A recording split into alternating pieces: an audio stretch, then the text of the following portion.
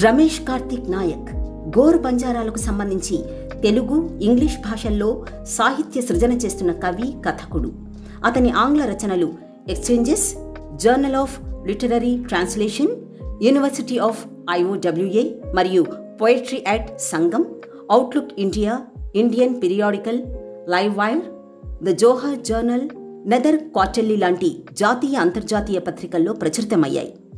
బల్దేర్ బండి కవితా సంపుటిలోని ఓ కవిత జారేర్ బాటి, జొన్న రొట్టెలు SRN BGNR government degree arts and science college ఖమ్మంలో పాఠ్యాంశంగా ఉంది. తాజాగా బల్దేర్ బండి కవితా సంపుటిని ఆంధ్ర విశ్వవిద్యాలయంలో MA తెలుగు 2వ సంవత్సరం వారికి పాఠ్యాంశంగా చేర్చారు. బల్దేర్ బండి కవిత్వం, ఢావ్లో గోర్ బంజారా కథలు కేసుల గోర్ బంజారా కథల సంకలనం, ఆచార్య సూర్య ధనంజయ్ గారితో కలిసి సహసంపాదకీయం. ఇవి రమేష్ ప్రచురించిన పుస్తకాలు. త్వరలో అతని ఆంగ్ల కవితా సంపుటి చక్మక్ రెడ్ రివర్ ప్రెస్ నుండి వెలువడబోతోంది. మరిన్ని విషయాల్ని రమేష్ కార్తిక్ నాయక్ మాటల్లో తెలుసుకుందాం. నమస్తే సార్. ఒక ప్రశ్న ఏంటి అంటే, టీనేజ్లో ఎక్కువగా మీరు రచనను మొదలుపెట్టి కొనసాగించి అప్పుడే సక్సెస్ అందుకున్నారు. నా ప్రశ్న ఏంటి అంటే, 12 ఏళ్ళు టీనేజ్లోకి వస్తూ సూసైడ్ అటెంప్ట్ చేసిన ఒక పర్సన్ 14 ఏళ్లకి అందరితో మాట్లాడడానికి సిగ్గుపడే ఒక వ్యక్తి 16-17 ఏళ్ళు వచ్చేసరికి తన భావాల్ని రాసి పబ్లిష్ చేసేంత చేంజ్ ఓవర్ ఏంటిది? అంటే ఎందుకు?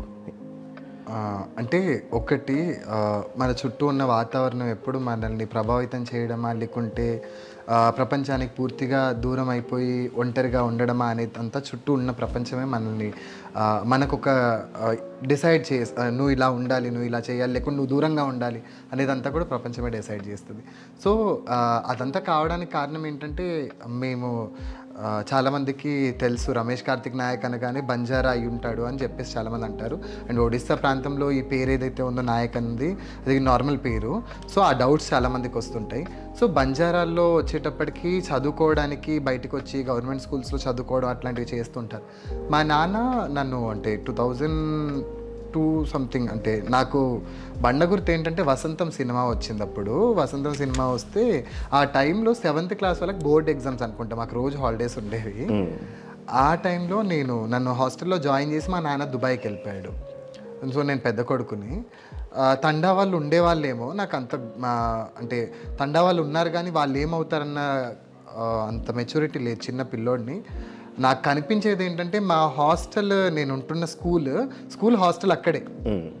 అక్కడి నుంచి చుట్టూ చూస్తే పెద్ద ఒక 3 కిలోమీటర్ల దూరం అంత గ్రౌండ్ ఉండేది. అంటే ఖాళీ స్థలం, మొత్తం ఖాళీ స్థలం. అది వెడత్లో కానీ లెంత్లో కానీ మొత్తం చాలా పెద్ద గ్రౌండ్. ఆ గ్రౌండ్కి చుట్టూ అంటే ఆ చివరన మొత్తం గుడిసెలు, లేకుంటే బ్లాక్ కలర్ కార్పెట్స్ వేసి ఇది చేసుకున్న గుడిసెలు అవి ఉండేవి.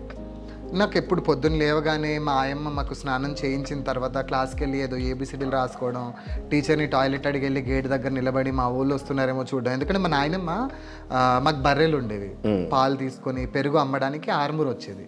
ఆర్మూర్లో శ్రీనికేతన్లో నేను చదువుతున్నప్పుడు సంగతి ఇదన్నమాట. అప్పుడే స్టార్టెడ్ నా ఎడ్యుకేషన్ అనేది.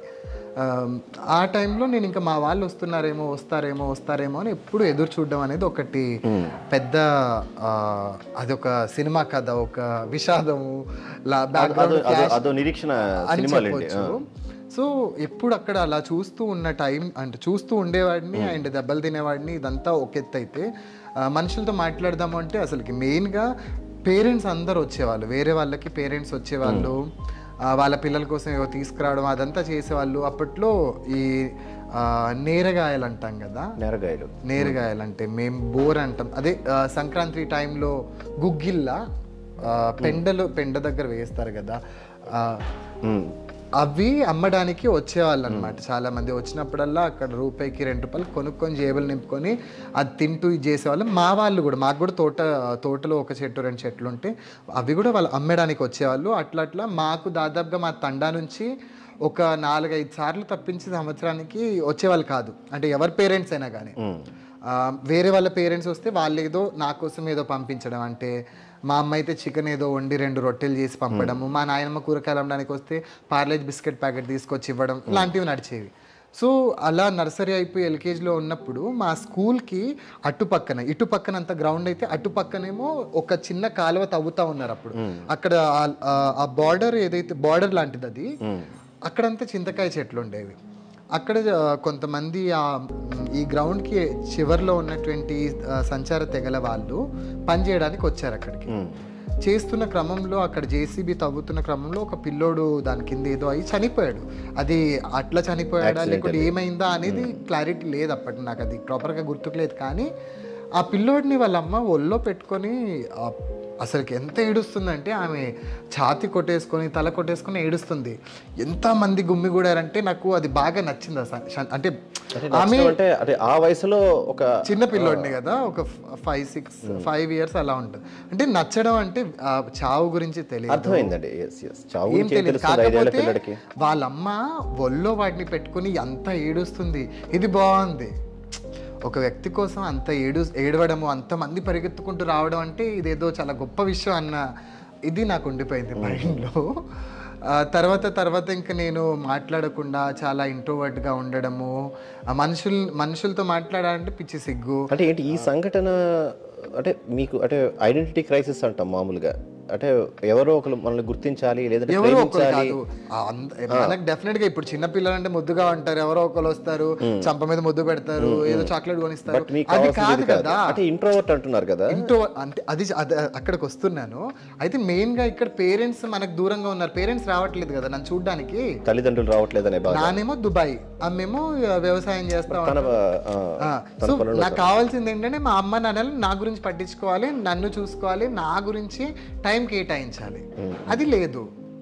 సో ఇంకా నాకు అది మెల్లిమెల్లిగా బాల్యంలో ఒక పిల్లాడు కోరుకునే, అందరు కోరుకుంటారో లేదో నాకు తెలియదు.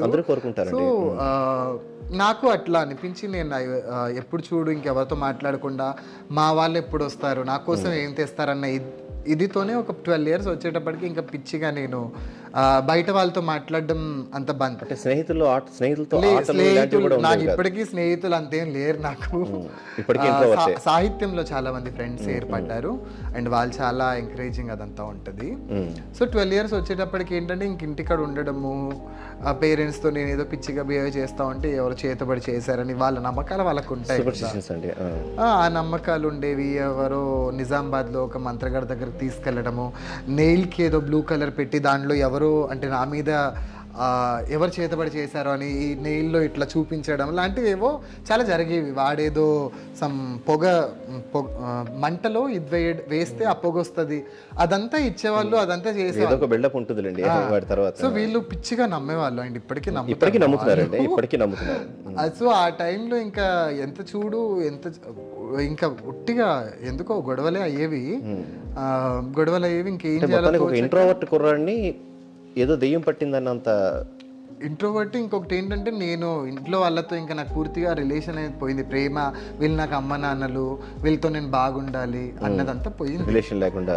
సో డెఫినెట్గా ఇప్పుడు ఏ ఫీలింగ్ లేకుండా వాళ్ళు నా వాళ్ళు నేను ఎట్లా అంటాను, ఎమోషనల్ బాండేజ్ ఉండాలి. దాంతో పూర్తిగా ఇదైపోయి ఇంకా నేను అది మైండ్లో ఆ పురుగెప్పుడు ఇదవుతూ ఉంది కదా. సో మా బర్రెలను కట్టే తాడు ఉంటుంది కదా, అది తీసుకొని వెళ్ళి నేను జామ చెట్టుకి వేసుకుంటే మా నాయనమ్మ మా వదిన వచ్చి నన్ను ఇది చేశారు. అట్లా అప్పటికి మీ వయసు ఎంతండి? 12-13 ఉండొచ్చు. మొన్న రీసెంట్గా పోయిన ఏడాది యాక్చువల్గా ఆ తోట జామ చెట్టు ఉన్నటువంటి ఆ తోట ఉన్న నూరియా అతని పేరు, ఆయన చనిపోయి 2-3 years అవుతుంది. వాళ్ళ మిస్సెస్ నల్ల దగ్గర వాటర్ పట్టుకుంటా ఉండే, మా ఇంటికి వెనకాలే నల్ల టాంకీ ఉంటుంది. ఆమె అక్కడికి బాసనలు తోమడానికి వచ్చినప్పుడు ఆమె అంటుంది, చూడు ఈరోజు నీ గురించి ఎంతమంది మాట్లాడుకుంటున్నారు, ఆ రోజు నువ్వు జామ చెట్టు గురేసుకుంటే ఆ పోయి ఉంటే ఈరోజు మాట్లాడేటోళ్ళ అని. సో నేను ఎందుకే అవన్నీ యాద్ చేస్తూ అయిందేదో అయిపోయింది కదా చెప్తున్న బిడ్డ, అట్లా పెట్టుకోకూడదు మైండ్లో. చలో దట్స్ ఫైన్. సో అది దాదాపుగా అది చాలా ఉండిపోయింది. అండ్ తర్వాత కూడా కంటిన్యూ అయ్యి ఇంకా నేను ఈ సాహిత్యము, లలిత కళలు అంటారు కదా, సింగింగ్, రైటింగ్, తర్వాత నాటకము, రాయడము, వీటిలోకి వచ్చినాక ఇంకా నేను ఏదో రాయాలి, ఏదో చెయ్యాలి అని. సో పేరెంట్స్కి ఏంటంటే రిజర్వేషన్ ఉంది కదా, బాగా చదువుకుంటే జాబ్ వెంటనే వచ్చేస్తుంది. వాళ్ళకి ఏంటంటే చదువుకున్న ప్రతి ఒక్క రిజర్వేషన్ ఉన్నోడికి వచ్చేస్తుంది జాబ్ అన్న ఇదిలో ఉండిపోయినారు మా వాళ్ళు పాపం.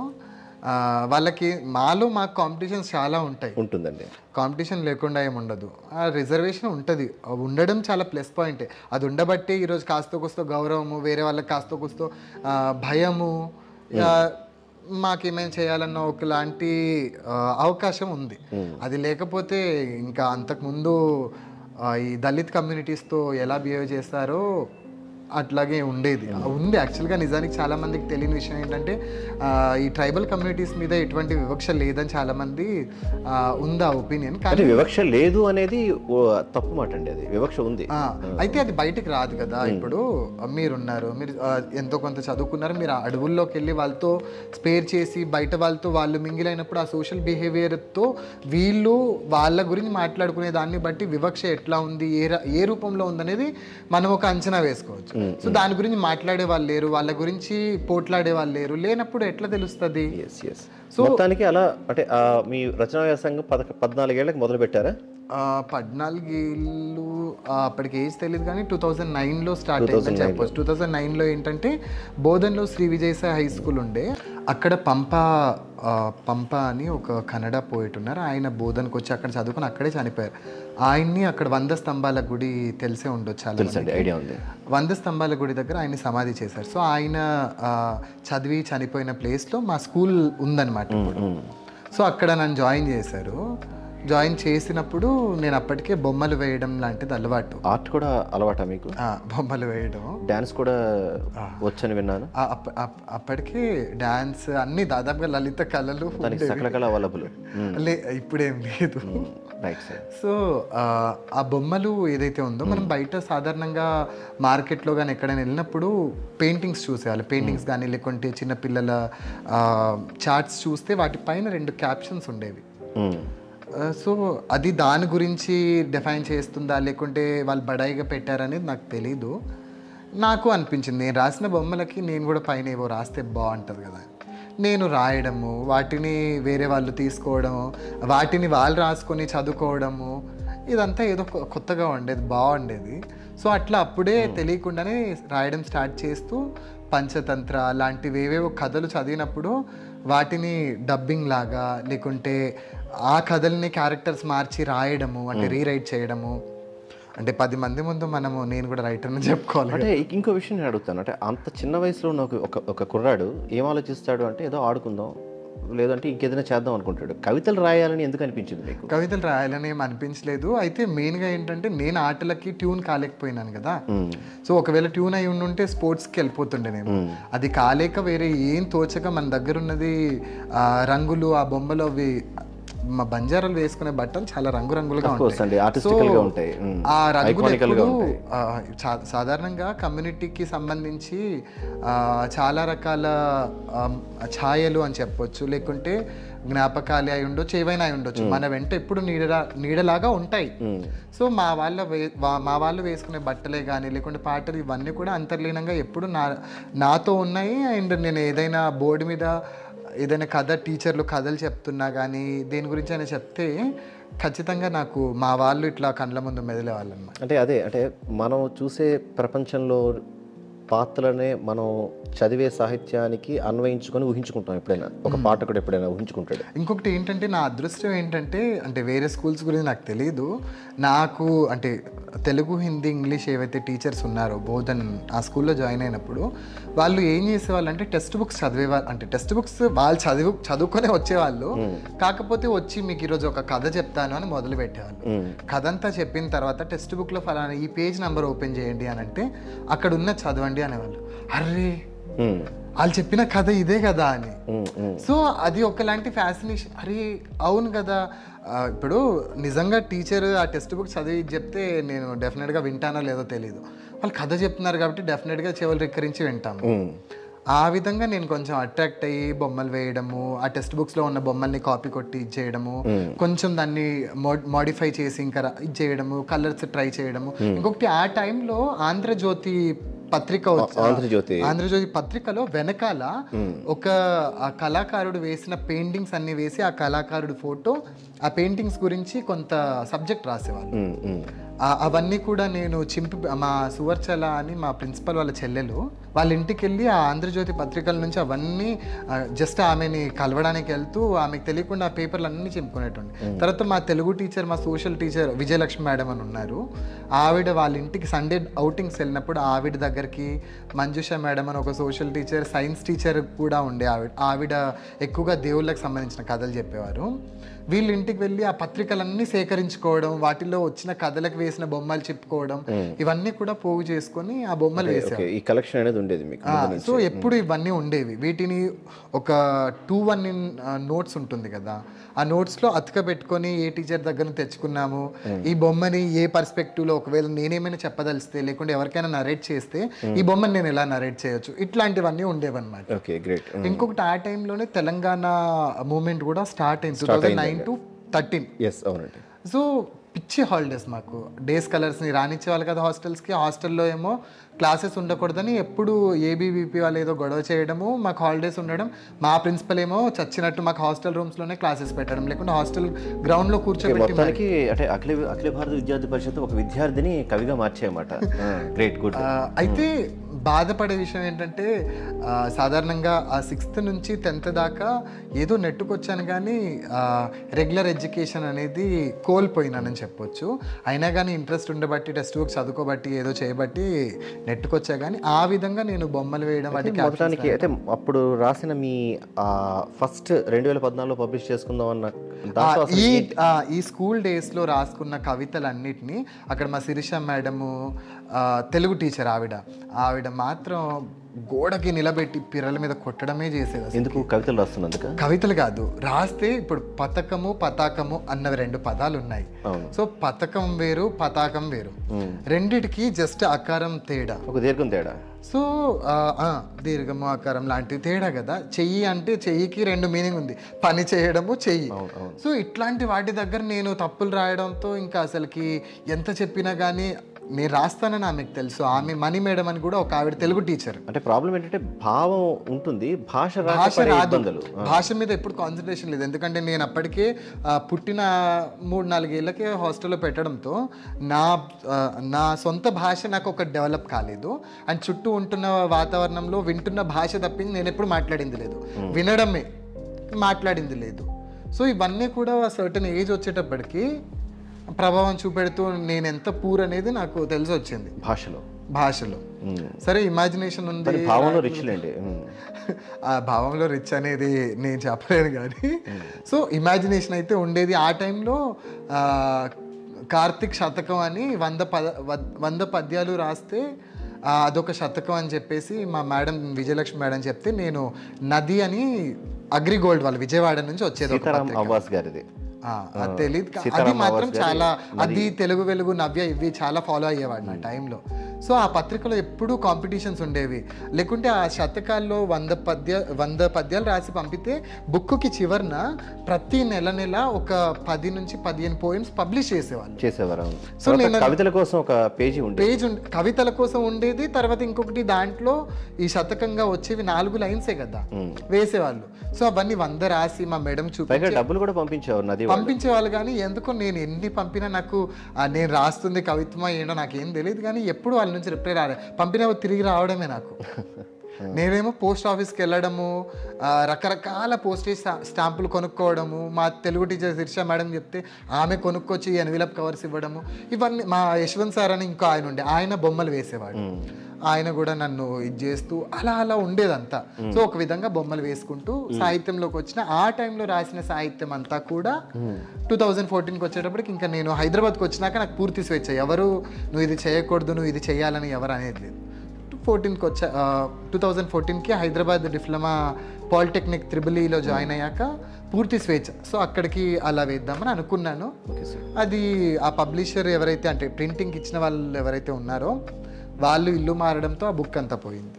అంటే దాన్ని ఏమంటారు, వలస గురించి రాసిన బుక్ అలాగే వలస వెళ్ళిపోయింది. అది వలస వెళ్ళిపోయింది, ఏడుకోపోయింది. ఇంకా అది దాంట్లో మళ్ళీ 100 కవితలు 100 కవితలు. 100 కవితలు. 2014లో మీరు పబ్లిష్ చేయలేకపోయిన కవితల పుస్తకం వారు వలస వెళ్ళిపోయారు, దాని 100 కవితలు. దాని తర్వాత 2018లో బల్దేర్బండి. ఏంటి ఆ ప్రస్థానం ఏంటి అసలు? అందులో మిస్ అయిపోయిందేమో, మళ్ళీ ఇందులో రాయగలిగారా? లేదు, ఆ మిస్ అయిపోయింది ఏంటంటే అప్పట్లో నదీ పత్రిక వచ్చేది కదా, దాంట్లో ఆరుద్ర గారి కవితలు వచ్చేవి. సో నేను ఎక్కువగా అంటే చాలా సింపుల్గా ఉండేది, ఇంకొకటి ప్రాస ఎక్కువగా వాడేవారు ఆయన. సో సేమ్ అదే టైప్లో నేను కూడా రాశాను అనమాట అప్పట్లో. రాశాను అవి. తర్వాత బల్దేర్బండికి వచ్చేటప్పటికి అదంతా పూర్తిగా మారిపోయింది, స్టైలే మారిపోయింది. సొంత స్టైల్ అంటూ ఒకటి వచ్చింది. వచనం ఇంకా అంటే వేరే వాళ్ళకి చదవడంతో కవిత్వం అంటే ప్రాసనే కాదు, నార్మల్గా కూడా రాయొచ్చు, ఫ్రీ వర్స్ అని అంటారు దాన్ని, అలా కూడా రాయొచ్చు అని తెలిసి. భావం ఇంపార్టెంట్ కానీ ప్రాస అనేది కాదు. భాషతో మిళితమైన అంటే నేను ఎలా అంటానంటే పద్య సాహిత్యం నుంచి వచ్చిన కల్చర్ అది. ఆ తర్వాత రచయితలు అది వదిలేశారు. సో వచనంలోకి వచ్చేసాను పూర్తిగా. వచ్చేసి ఇది చేస్తున్న టైంలో యాక్చువల్గా నిజం చెప్పాలంటే 10th క్లాస్లో మాకు ఈ గీతాంజలి, రవీంద్రనాథ్ ఠాగూర్ది గీతాంజలి పోయం ఒకటి ఉండేది.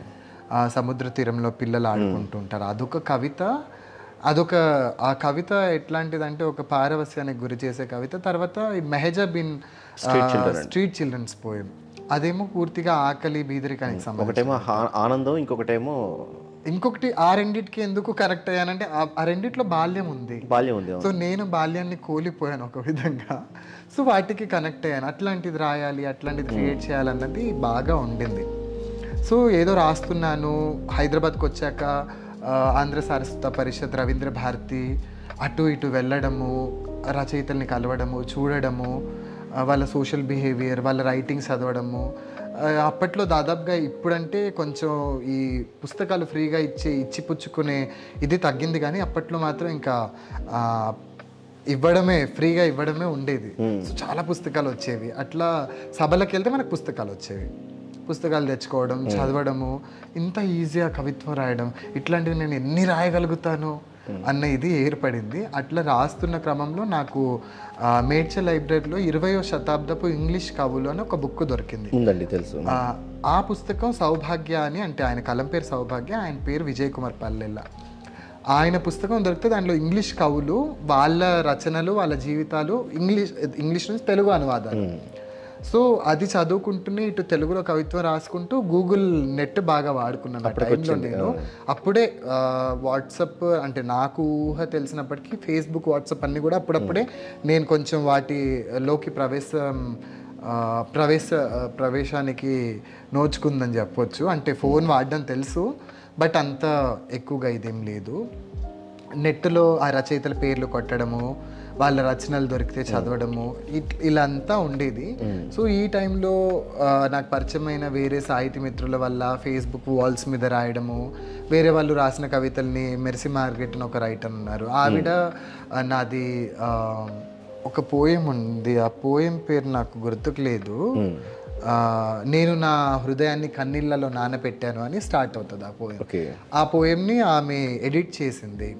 సో అలా మొత్తానికి తను హెల్ప్ చేయడం, తర్వాత కవిత్వం ఎలా పర్ఫెక్ట్గా రాయాలనేది తను ఒక 2-3 కవితలు నాకు ఎడిట్ చేశారనమాట. ఇలా ఉండాలి తమ్ముడు, అలా ఇలా అని.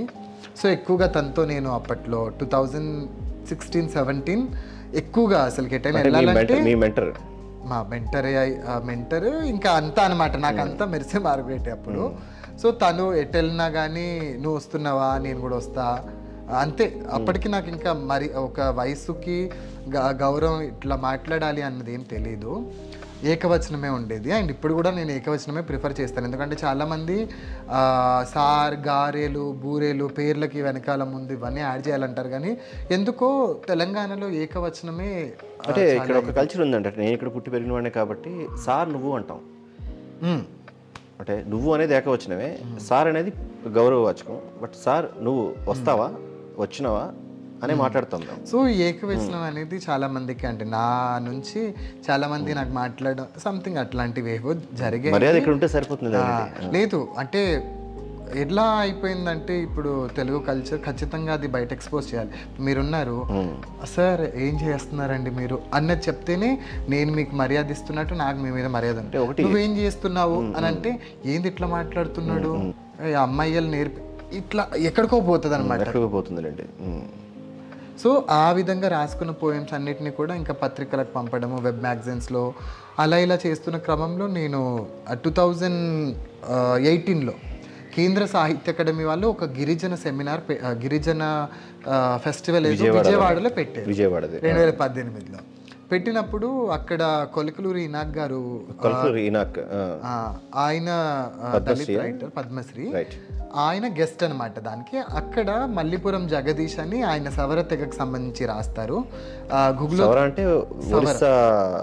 గిడుగు రామూర్తి గారు,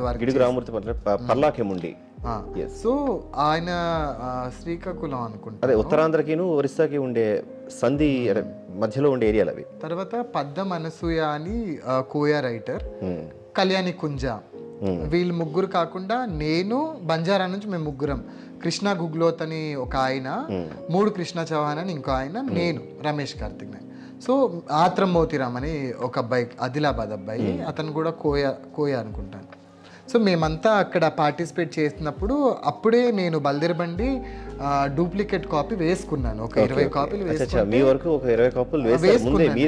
వేసేసుకున్నాను ఇప్పటికే. అంటే వేసుకోవడం కూడా ఎట్లా అంటే క్రౌడ్ ఫండింగ్, ఫ్రెండ్స్ తెలిసిన ఫ్రెండ్స్ ఒక 100 పంపడం, ఇంకొకరు 1000 అలా ఇలా ఇచ్చిన 20 కాపీలతో ఏం చేద్దామని మీ ఉద్దేశం? ఇక మనం 1000 కాపీలు వేసుకునే అంత స్తోమత లేదు. వేసుకుంటే ఫ్రీగానే పంచాలి. ఫ్రీగా పంచడానికి అంత కాపీలు అప్పు చేసి వేయాల్సిన అవసరం ఏంటి? ఏదో నాకు నేను రచయితని చెప్పుకోవడానికి ఒక పుస్తకం వేసుకుంటే సరిపోతుంది, చూపిస్తే సరిపోతుంది. నేను ఈ బుక్ వేసుకున్నాను, నేను ఈ బుక్ రాసిన వాడిని అని చెప్పుకోవడానికి. అప్పటికి వేసి ఉంటే ఆ టైంలో పొట్లూరి హరికృష్ణ అనుకుంటాను, ఆయన ఆంధ్రప్రదేశ్ కల్చరల్ డిపార్ట్మెంట్కి సమ్ డైరెక్టర్ అనుకుంటా, ఆయన నా బుక్ వేయడానికి ఆర్థిక సహాయం చేస్తానని చెప్పేసి అన్నారు. నాకు డౌట్ ఏంటంటే ఖచ్చితంగా ఆ బుక్ మీద ఒకవేళ గవర్నమెంట్ కనుక హెల్ప్ చేస్తే ఆ గవర్నమెంట్ సింబల్ ఉంటుంది, అది ఖచ్చితంగా. అంటే వాళ్ళ ఫినాన్స్ అంతా వాళ్ళు చూసుకున్నప్పుడు డెఫినెట్గా వాళ్ళ శ్రీశ్రీ విశ్వేశ్వరరావు అని ఒక శ్రీశ్రీ ప్రింటర్స్ యజమాని ఆయన నా పుస్తకం అంతా డిజైన్ చేసిందంతా ఆయనే. ఆయన నాకు ఆ టైంలో అసలు బుక్ ఎవడు పట్టించుకోవడం అనుకుంటే ఆయన నాకు హెల్ప్ చేశారని చెప్పొచ్చు. అయితే దానికి నేను డబ్బులు పే చేశాను అనుకోండి, కానీ పంపగానే వెంటనే దాన్ని కన్వర్ట్ చేసి అనుఫాంట్లోకి మార్చి లేఅవుట్ చేయడం ఇదంతా ఆయన చేశారు. చేసి ఒక డూప్లికేట్ కాపీ చేసి నన్ను హరికృష్ణ గారి దగ్గరికి పంపిస్తే, అక్కడికి వెళ్తే తెలిసిన విషయం ఏంటంటే డెఫినెట్గా ఆ బుక్ మీద ఖచ్చితంగా గవర్నమెంట్ సింబల్, మళ్ళీ ఫోటోలు కూడా పెట్టాలి, అది ఇది అన్నారు. ఓకే, గవర్నమెంట్కి సంబంధించిన పుస్తకం అయితే డెఫినెట్గా ఎవరు చదవరు, అది అంటే గవర్నమెంట్ వాళ్ళు రాయించినట్టు ఉంటుంది. సో అందుకని ఇంకా అది నాకు వద్దు అని తిరిగి వచ్చేసాను.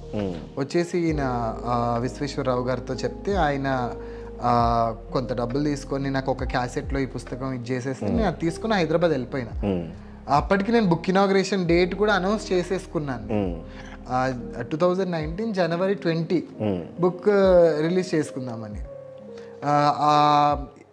ప్రకటించిందేమో డిసెంబర్ 28, 2018. 2019 జనవరి 20.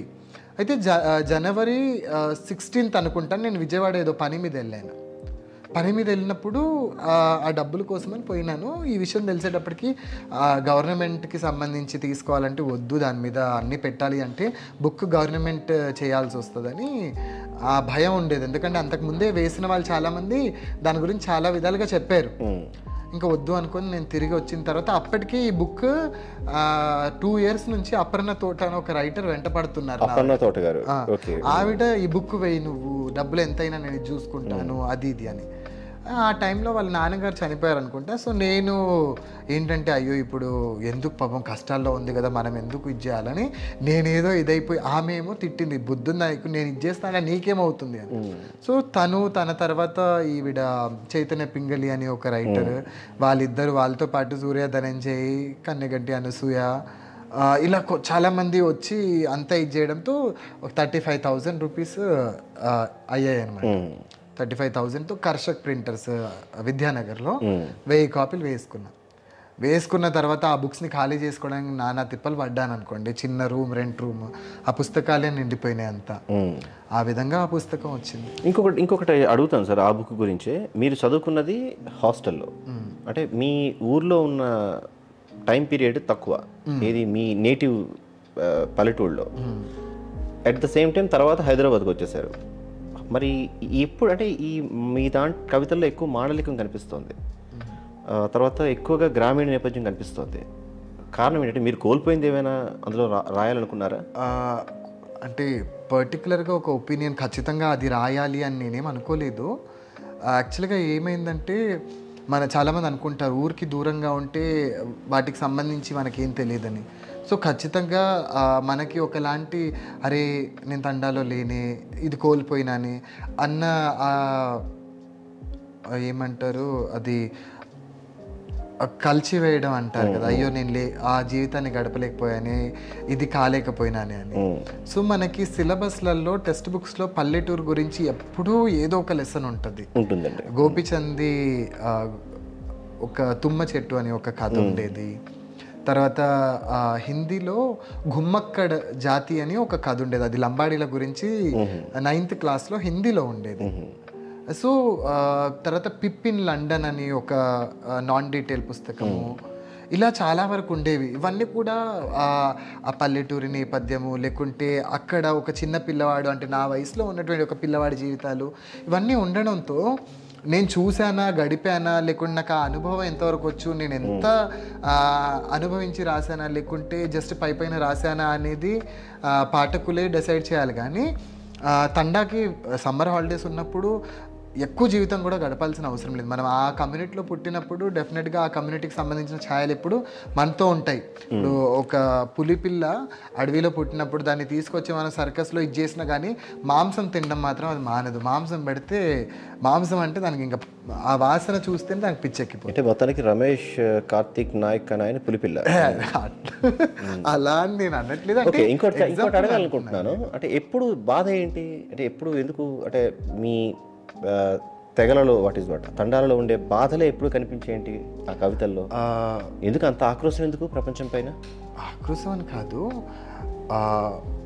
బయట ఇప్పుడు ప్రేమ కవితలు రాయాల్సిన వయసులో అలా ఏం లేదు. అంటే మమ్మల్ని కదా, ఇప్పుడు ఒక పిల్లవాడు వాడికి అసలుకి తల్లిదండ్రులు కానీ లేకుంటే తను కోరుకున్న ప్రేమే వాడికి దక్కనప్పుడు, అంటే మీ లైఫ్లో లేని గ్రామాన్ని ఎక్కడో చూసి ఇన్స్పైర్ అయ్యి రాసిన మీరు, మరి మీ లైఫ్లో దొరకని ప్రేమ గురించి కూడా కొంత రాయాలిగా. ఎక్కువ చాలా మటుకు మీకు అంటే నేను రాసుకున్న కవితల్లో ఎక్కడా చూడండి మీరు డెఫినెట్గా ఆ ప్రేమ అనేది ఉంటుంది. అంటే ప్రేమ ఒక రకమైన బాధలో చాలా మంది ప్రేమ అనగానే రొమాన్స్, సెక్స్, నేను అలా అని అనుకోవటం లేదు. అంటే నేను చెప్తుంది ఏంటంటే ఈ జనరేషన్లో ఎవరైనా ప్రేమ అని అనగానే ఫస్ట్ గుర్తుకొచ్చేవి ఇవే. అవి ప్రేమికురాలకి లవ్ లెటర్స్ గా రాస్తారులేండి, పబ్లిష్ చేయడానికి పనికిరావు. సాహిత్యంలో ఇప్పుడు మనం అక్షరాలతో కూడా ప్రేమని చేయొచ్చు అండ్ అది కూడా క్రియేట్ చేయొచ్చు కదా. సో నేను నా రాతల్లో చేయాలనుకున్నాను. కవిత్వాన్ని చాలామంది తీసుకున్నారు, తర్వాత కథలు రాశాను. కొంతమంది అవి కథలే కావన్నారు, కొంతమంది మంచి కథలు అన్నారు. సరే, ఎవరి ఒపీనియన్స్ వాళ్ళవి. నేను అనుకున్నవి టానీ మెరిసన్ అని ఒక ఆఫ్రికన్ రైటర్ అప్పుడే పరిచయం అంటే గూగుల్ ద్వారా నేను సెర్చ్ చేస్తున్న క్రమంలో నాకు ఆవిడ కొటేషన్స్ దొరికాయి. Toni Morrison African American writer. ఆమె ఒక క్యాప్షన్ ఉంది, if there is a book you want to read it hadn't written yet then you are the person to write it. Okay. So నేను చదవాలనుకున్నది వెతుకుతా ఉంటే నాకు ఏది దొరకలేదు. సో నేను చదవాలనుకున్నది నేను రాసుకున్నాను, అది వేరే వాళ్ళకి కూడా బాగా నచ్చింది and they are interested to read it. అంటే మీలాగే వెతికే వాళ్ళు చాలా మంది ఉంటారుగా? ఉండొచ్చు, డెఫినెట్ గా ఉంటారు, ఉండకుండా ఏముండరు, వాళ్ళ కోసం రాసినట్టే ఉండకుండా ఏమి ఉండరు. అయితే చాలామంది ఏంటంటే ప్రొఫెసర్ సూర్య ధనంజయ్ ఉన్నారు, ఆవిడ ఎప్పుడు చెప్తూ ఉంటారు, అరే రమేష, నా స్టూడెంట్స్ అందరూ కూడా రీసెర్చ్లో పడిపోయి సృజన సాహిత్యాన్ని ఎప్పుడూ చేయలేదు. సెంట్రల్ యూనివర్సిటీ ప్రొఫెసర్ లేదు, ఉస్మానియా యూనివర్సిటీ ఫార్మర్ HOD ఆవిడ, తెలుగు డిపార్ట్మెంట్కి. ఆవిడ కూడా చాలా పుస్తకాలు వేశారు. ఆవిడ తన స్టూడెంట్స్కి చాలామంది కవితలు కథలు రాయండి అంటే అందరు రీసెర్చ్ ఓరియంటెడ్ PhD కోసం ఈ చరిత్ర గురించే, బంజారా చరిత్ర, సంస్కృతి, సంప్రదాయాలు వీటి గురించే రాసి ఇది చేశారు తప్పించి సృజన సాహిత్యం ఎవరు చేయలేదంట. అది ఆమెకి ఎప్పుడు ఒక బాధ, ఎందుకంటే తను కూడా రాశారు, తను బంజారా నానీలని, తర్వాత ఝోలి అని కథా సంపుటి, తర్వాత నల్గొండ జిల్లా బంజారా సాహిత్యం అని. సో ఆమెలాగే వెతుకుతున్న వాళ్ళు, నాలాగా పరితపిస్తున్న వాళ్ళు ఎవరో ఒక్కరు ఎక్కడో ఒక్కరు ఉండే ఉంటారు. నిజమే. అంటే నాన్ ఫిక్షన్కి మీరు రాసే ఫిక్షనల్కి అంటే ఏంటి తేడా అంటే కొన్నిసార్లు ఏమీ తేడా ఉండకపోవచ్చు, కొన్నిసార్లు అసలుకి ఊహించినంత తేడా ఉండొచ్చు. ఎలా అంటే ఇప్పుడు వచ్చిన నాన్ ఫిక్షన్ అంటే ఇప్పుడు భాంగ్యా బుక్యా గారు ఆయన బ్రిటిష్ కాలంలో బంజారాల జీవితాలని ఆయన ఒక నాన్ ఫిక్షన్ బుక్, బ్రిటిష్ పరిపాలనలో బంజారాల జీవితం అని ఒక బుక్ వచ్చింది, ఇంగ్లీష్లో వస్తే దాన్ని హెచ్బిటి ట్రాన్స్లేట్ చేశారు. తర్వాత సూర్య ధనంజయ్ గారు, ధనంజయ్ నాయక్, సూర్య ధనంజయ్ గారు వీళ్ళిద్దరు కలిసి గోర్ బంజారా అని ఒక 600 పేజీల పుస్తకం, అది 13 ఏళ్ళు కష్టపడి వాళ్ళు ఇంగ్లీష్లో తీసుకొచ్చారు అండ్ ఇప్పుడు తెలుగులో కూడా వస్తుంది అది. సో చినియా నాయక్, భాంగ్యా భుక్యా, తర్వాత సిల్మా నాయక్ ఇలా చాలామంది రాసుకుంటూ వచ్చారు. అయితే బంజారాల జీవన విధానం ఏంటి, వీళ్ళు ఎక్కడి నుంచి వలస వచ్చారు, వీళ్ళ ఆహారం ఏంటి, వీళ్ళు వేసుకునే బట్టలు ఏంటి, వీళ్ళకి వేరే తెగలకి ఉన్న తేడా ఏంటి, వీళ్ళు ఉండే ప్రాంతాన్ని తండా అని ఎందుకు అంటారు, లేదంటే వీళ్ళు వేసుకునే బట్టల్లో ఆ రంగులు ఎందుకు, ఇట్లాంటివన్నీ కూడా anthropology or history of course అలాంటిదని చెప్పొచ్చు. సో అదంతా ఒక అకౌంట్. సో అది క్రియేటివ్ ఫిక్షన్కి వచ్చేటప్పటికి ఇవన్నీ రాయం మనము, వాళ్ళ ప్రస్తుతం ఉన్న లైఫ్ని రికార్డ్ చేసుకుంటూ మన కళ్ళ ముందు జరుగుతున్న దాన్ని దానికి ఒక భాషని ఇస్తాం, ఒక అక్షరీకరించడం అంటారు కదా. సో అది కొన్నిసార్లు హిస్టారికల్ ఫిక్షన్స్ అంటాం కదా, ఆ టైంలో ఇప్పుడు దాకా వచ్చినటువంటి అంటే సూర్య ధనంజయ్ గారు కానీ లేకుంటే చినియా నాయక్ కానీ ధనంజయ్ నాయక్ గారు కానీ వీళ్ళు రాసిన హిస్టారికల్ వాటిని ఆ టాపిక్స్ని తీసుకొని సాహిత్యంలో అక్కడిక్కడ జోడించడంతో అది హిస్టారికల్ ఫిక్షన్ అవుతుంది. సో ఒక విధంగా నాన్ ఫిక్షన్లో కూడా కొన్నిసార్లు ఫిక్షన్స్ రాస్తారనమాట. నాన్ ఫిక్షన్లో కూడా ఫిక్షన్ రాస్తారు. అంటే కొంత కాల్పనికత ఉంటుంది కదా. కాల్పనికత ఎప్పుడు ఉంటుంది కానీ కొన్ని చారిత్రాత్మకంగా ఒక కమ్యూనిటీ గురించి చెప్పాలనుకున్నప్పుడు దానిలో కాల్పనికత ఉంటుంది. డాక్యుమెంటరీకి నవలగా మారుతున్న స్టేట్ క్రమంలో చంగీజ్ ఖాన్ ఉంటుంది, తెన్నేటి సూరి గారు. అవును, it's a history about Temujin, Genghis Khan history. But చూస్తే కాస్త ఫిక్షనల్గా ఎమోషన్ ఉంటుంది. సో ఫిక్షన్ అన్నప్పుడు అన్ని రకాల భావాలన్నీ దాంట్లో కలుస్తాయి. సో సాహిత్యము నాన్ ఫిక్షన్ రెండు, ఈ నాన్ ఫిక్షన్ ఫిక్షన్ రెండు కలిపితే లిటరేచర్ కిందకే వస్తున్నాయి. కానీ వాటిలో మళ్ళీ ఆ తేడాలు ఎన్ని రకాలు ఎలా ఉన్నాయి అనేది మనం చదివితే కానీ చెప్పలేము. అయితే ఇప్పటిదాకా వచ్చినటువంటి నాన్ ఫిక్షన్ అంతా కూడా బంజారాల చరిత్ర, సంస్కృతి, రాజస్థాన్ నుంచి ఇక్కడ దాకా సాగిన ప్రయాణము, వాళ్ళలో తేడాలు, వాళ్ళ సోషల్ బిహేవియర్, ఇలా ఇవన్నమాట. సో నేను రాసిందంతా నా దాంట్లో ఏంటంటే ప్రస్తుతం లంబాడీలు ఎలా బతుకుతున్నారు, ఒకప్పుడు వాళ్ళకి జరిగిన వివక్ష ఏంటి, వాళ్ళ మీద జరిగిన దాడులు ఏంటి, లేకుంటే వేరే వాళ్ళు వీళ్ళని ఎలా ట్రీట్ చేశారు, ఇదంతా కూడా ఫిక్షనైజ్ అంటే ఉన్నదాన్ని లేకుంటే విన్నదానికి ఒక భాషనిచ్చాను. కవితల పుస్తకం సంగతి సరే, రీసెంట్గా రిలీజ్ అయిన ఢావ్లో కథల గురించి వద్దాం. కవితల నుండి కథలకు ఎందుకు? అసలుకి కథలు రాస్తానని నేను ఎప్పుడు అనుకోలేదు. కవిత్వమే రాయాలి అనుకున్నాను, కానీ గమ్మత్ ఏంటంటే కవిత్వం ఆగిపోయింది. తర్వాత ఆగిపోయిందా, ఆపేశారా? మార్కెట్ లేదని? మార్కెట్ అంటే డెఫినెట్గా అది మీరు అన్న విషయం ఏదైతే ఉందో, నిజంగా కవితలు డబ్బులు వస్తాయంటే ఎవడు కదా, అంటే చదివేవాళ్ళు ఓకే, కానీ ఎవరిస్తారు? ఏదో పురస్కారాలు అని చెప్పేసి కొన్ని సంస్థలు డబ్బులు ఇస్తాయి, కొంతమంది శాలువాలు కప్తారు, వాళ్ళది మళ్ళీ జాతీయ స్థాయి పురస్కారాలు అనమాట. నాకు దాదాపుగా ఒక 70-80 దాకా వచ్చి ఉంటాయి. 80 శాలువాలు కప్పారు. కానీ అమ్ముకుందాం అంటే నేను అవి ఉంచుకోలేదు, ఎవరికి పడితే వాళ్ళకి ఇచ్చేసి ఏం చేసుకుంటా, ముఖం తుడుచుకోవడానికి కూడా పనికిరాదు. మెరుపుల మెరుపులు చూడండి. ఈ పాయింట్ పట్టుకొని అంటే శాలువాలు కప్పించుకున్న కార్తీక్ శాలువాలు కడితే ముఖం తుడుచుకోవడానికి కూడా పనికి రాలేదని అన్నది ఒక కాన్ఫ్యూషన్ పాయింట్ అవుతుంది. No issue. నిజంగా నేను ఈ రీసెంట్గా చాలా వరకు నన్ను ఎవరైనా ఫలాన్ చోటుకి అంటే ప్రోగ్రామ్ ఉంది వస్తారా అంటే అడుగుతున్నాను, మీరు అంటే శాలువా కప్పుతారా, పుస్తకాలు ఇస్తారా? ఒకవేళ శాలువా కప్పితే మీరు శాలువా కప్పితే కప్పండి, మీ ఆప్షన్, కానీ నాకు ఒక బుక్ కావాలి అని అడుగుతున్నా. ఈసారి ఫోన్లో చెప్పండి, ఎండాకాలం కూడా వచ్చేది, చాలా మంది పిలుస్తారు. అది లేదు అలా శాలువాలు వద్దు అని అంటే అసలు పిలవరు. అవును, పిలవరు. అంటే వాళ్ళకి ఏంటంటే అంటే గౌరవ పురస్కారం అంటే అది కూడా ఒక విధమైన అంటే కల్చరల్ ఫినామినా. ఇప్పుడు అంటే వాట్ అబౌట్ మనీ? కవితలు రాసేవాడికి డబ్బులు రావు కదా. సరే, ఇప్పుడు మీరు అంటున్న పాయింట్ ఏదైతే ఉందో, శాలువాలు కప్పుతారు, ఓకే కప్పించుకుంటాను. మీరు నన్ను గౌరవించాలనుకుంటున్నారు కదా, అట్లాంటప్పుడు నాకు రాను పోను కూడా ఇవ్వాల్సి ఉంటుంది. మీరు దాని గురించి మాట్లాడుతున్నాను నేను. రాను పోను ఇవ్వాలి. చాయ్ బాగా పాపులర్ అయిన శ్రీశ్రీ గారు కూడా హంగ్రీ 30s అని ఏడ్చేవాడు. ఆ తర్వాత హంగ్రీ 40s అని కూడా ఏడ్చాడు. అంటే 30కి 40కి కూడా ఇంకా హంగ్రీగా ఉన్న రైటరు, మనం గొప్పగా చెప్పుకునే మహాకవి. బట్ ఇప్పుడు అబౌట్ సో అలా ఉండేది. సో అదంతా ఒక ఇదని చెప్పొచ్చు. సో ఇవి కప్పించుకొని, అంటే ఇంకొకటి ఏంటంటే ఈ శాలువాలు మరి నన్ను అడగొచ్చు, సరే అంత ప్రాబ్లంగా ఉన్నప్పుడు మరి శాలువాలు ఎందుకు కప్పించుకున్నావు అంటే, ఇప్పుడు నాయనమ్మ వాళ్ళు ఉంటారు కదా, వాళ్ళకి సినిమాల్లో ఏదో రాయల్గా ఉండడానికి శాలువాలు కప్పుకొని తిరుగుతూ ఉంటారు చూడండి. సో ఏదో వాళ్ళకి పాపం వాళ్ళకి ఇవ్వడానికి ఉంటుంది కదా అని ఆశ. ఇప్పుడు నా మనవడు ఏం తీసుకొచ్చాడు, అది ఫ్రీగా వచ్చిందా ఏందనేది పక్కన పెడితే, ఆ షాల్లో తీసుకెళ్ళి వాళ్ళకి ఇస్తే అయ్యో మా మనవడు నా కోసం ఇది తీసుకొచ్చాడని చెప్పుకోవడానికి ఉంటుంది.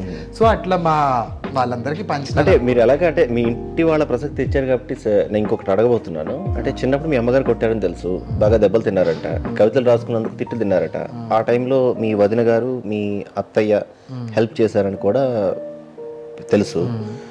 అంటే ఏంటి అంటే ఇంట్లో ఇబ్బందులు సరే వాటిని ఓవర్కమ్ చేసి ఈ పుస్తకాలు రాయడానికి ఆ టైంలో అంటే ఏంటి అంటే మీ అప్పుడు చదువు మానేసి రాద్దాం అనే ఉద్దేశం ఏంటి అసలు? అంటే చదువు మానేసని కాదు, వేరే ఇప్పుడు అవుట్కమ్ అంటాం కదా, ఒక వ్యక్తి సాధారణంగా ఒక పని కంటిన్యూస్గా చేసినప్పుడు కాస్త రిలీఫ్ కావాలి.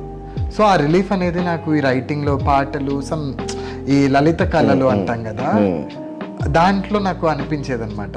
అందుకని నేనేదో అది చదువు మానేసి దీనిలో ఏదో పొడి చేద్దాము, సంపాదించుకొని బిల్డింగ్ కట్టుకుందామని అనుకోలేదు. అలానే కదా, నాకు అర్థమైంది ఏంటి అంటే మీరు చదివిన దానికన్నా రాసింది ఎక్కువ అనిపిస్తుంది. అంటే తెగ రాశారు ఇప్పటికే, ఈ తక్కువ ఏజ్ లోనే నిజం చెప్పాలంటే ఎక్కువ రాశారు.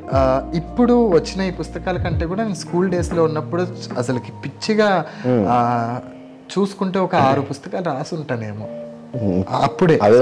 త్వరలో మళ్ళీ పబ్లిష్ చేసా. అసలుకి మా ఇల్లు ఒకసారి మా అమ్మ ఉపాధి పనికి వెళ్లే ముందు దేవుడి దగ్గర దీపం ఆరిపోతేనే పోతుంది. ఒకరోజు ఆమె మర్చిపోయింది. మా ఇంటికి పైన మొత్తం పెంకుటిల్లు, దాని లోపల కట్టెలు ఉంటాయి, కట్టెల ఇదితో ఇది చేశారు. సో ఒకరోజు ఆమె మర్చిపోయి వెళ్ళిపోయింది. ఆ మంట సన్నగా అలా వెళ్తూ పైన కట్టెలకు అంటుకొని పైన అంతా అంటుకుంది ఇంట్లో లోపల. సో అట్లా నా బుక్స్, నేను రాసినవి, మా నాన్న దుబాయ్ నుంచి పంపిన దుప్పట్లన్నీ కాలిపోయినాయి మాకు.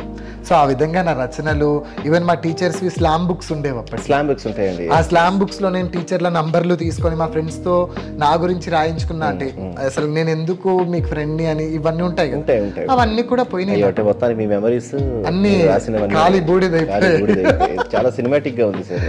సో అట్లా పోయినాయి అనమాట. సో అప్పుడు చేసిన రచనలు ఏవి లేవు.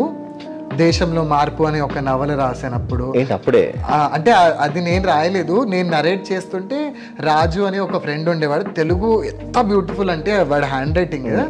సో ఒప్పందం ఏంటంటే నేను బొమ్మలు వాడు నాకు నేను నరేట్ చేస్తుంది వాడు నాకు రాసిస్తే నేను వాడు అడిగినన్ని బొమ్మలు గీసిస్తాను. ఒప్పందం బాగుంది. ఇది ఎలా ఉంది తెలుసా మీరు చెప్పింది? విశ్వనాథ సత్యనారాయణ గారు రాసేటప్పుడు తన తమ్ముడు రాశారు, పావన శాస్త్రి గారు వాళ్ళ అబ్బాయి రాశాడు కొంత. అవును. సో అప్పటికి ఇవన్నీ తెలియకపోవచ్చు, బట్ సో ఇవన్నీ ఉండేవన్నమాట. ఇవన్నీ నేను ఎప్పుడు చెప్పింది లేదు, ఇది చేసింది లేదు. సో చరణ్ అని నా క్లాస్మేట్ ఎవరైతే ఉన్నాడో తను, నేను ఎప్పుడు మేము ఈ బేతాల కథలు, తర్వాత ఆలీబాబా 40 దొంగలు ఇవి పిచ్చిగా చదివేవాళ్ళం. సో వాడు ఇప్పుడు కాంటాక్ట్ లో ఉన్నాడు, మా డిచ్పల్లి అతన్ని. తను సిఆర్ రైటింగ్స్ అని ఏదో ఇన్స్టాలో ఒక పేజ్ కూడా ఉన్నట్టుంది అబ్బాయికి. మళ్ళీ కాంటాక్ట్ అయ్యాం. సో అప్పట్లో మేమిద్దరం ఎక్కువగా ఇది చేసేవాళ్ళం. సో ఈ క్రమంలో అలా నేను శాలువాలు ఇవన్నీ కూడా, అయితే మొత్తానికి శాలువాలతో వెళ్ళిన తర్వాత, అంటే కొట్టిన అమ్మ, తిట్టిన నాన్న, సపోర్ట్ చేసిన వదిన, శాలువాలతో వెళ్ళిన తర్వాత వాళ్ళ రెస్పాన్స్ ఎలా ఉంది? వాళ్ళ రెస్పాన్స్ పాపం వాళ్ళది ఏం రెస్పాన్స్ ఏం లేదు. వాళ్ళకి ఏంటంటే నేను ఎక్కడ ఈ సాహిత్యం అని జీవితాన్ని నాశనం చేసుకుంటాను అన్న భయమే వాళ్ళకు ఉండేది. సో ఆ రకంగా ఈ శాలువాల వల్ల నాకు ఓకే, ఇది కవిత్వం అని అంటే ఇంకా శాలువాలు తప్పించి మనకేమీ బతకడానికి ఏమీ రాదు అని ఒక రకంగా ఒక నెగటివిటీ వచ్చేసి కవిత్వం నిజంగా రాయడం మానేశాను, తెలుగులో రాయడం మానేశాను. అయితే ఆ టైంలోనే ఇంగ్లీష్లో రాయడంతో ఇంకా నాకు ఇంగ్లీష్లో రాశాను. ఇంగ్లీష్లో ఇప్పుడు చక్మక్ అనే ఒక poetry book red river press నుంచి రాబోతుందని తెలుసు. సో చక్మక్ ఆ వర్డ్ ఏంటంటే, చక్మక్ అంటే చెక్కుముక్కి రాయి చెకుముకి రాయిని చక్ముక్ అంటారా? చక్మక్. ఓకే, చెకుముకి రాయి. చకుముకి రాయి. సో అది ఆ టైంలో రాసిన ఇంగ్లీష్ కవిత్వానికి నాకు అదృష్టం ఏంటంటే పబ్లిషర్ దొరికారు. ఆ దొరికిన పబ్లిషర్ ఏంటంటే 2020లో తీసుకుంటే ఇప్పుడు దాకా బుక్ వేసింది లేదు. అంటే ఇంగ్లీష్లో ఈ ఎడిటింగ్ ప్రాసెస్ అని అది చాలా పెద్ద కథ ఉంటుంది, ఈ సంవత్సరం ఖచ్చితంగా వస్తుందని అన్నాడు పబ్లిషర్. అంటే చిన్నప్పుడు అదే దీర్ఘాలు రాయకుండా రాసిన రమేష్ కార్తీక్ ఆ తర్వాత చక్కటి భాషలో కవితలు రాశాడు. రాసిన తర్వాత నోవెల్ కూడా రాసేసాడు. ఇంగ్లీష్లో కూడా పోయిటరీ రాస్తున్నాడు. అండ్ స్పానిష్ అది నేర్చుకుంటున్నారని విన్నాను. సర్టిఫికేట్ కోర్స్ అయిపోయింది. ఎందుకు స్పానిష్? ఎందుకు? యాక్చువల్గా నేను ఈ గూగుల్ నెట్ ఏదైతే వాడకం మొదలు పెట్టాను, అంటే గూగుల్ సెర్చ్లో రచయితలు ఎవరు ఏంటి అని, అలా ట్రైబల్ రైటర్స్ గురించి వెతుకుతుంటే మిగ్వెల్ ఆంజెల్ ఆస్ట్రియాస్ అని స్పానిష్ గాటిమాలా, లాటిన్ అమెరికా గటిమాలా, ఆ రైటర్ గురించి తెలిసింది. ఆయన హోమ్బ్రే దే మైజ్ అని, అంటే మొక్కజొన్న మనిషి అని అర్థం. ఆ బుక్ ఇండియా నుంచి వలస వెళ్ళేటటువంటి మాయన్స్ గురించి,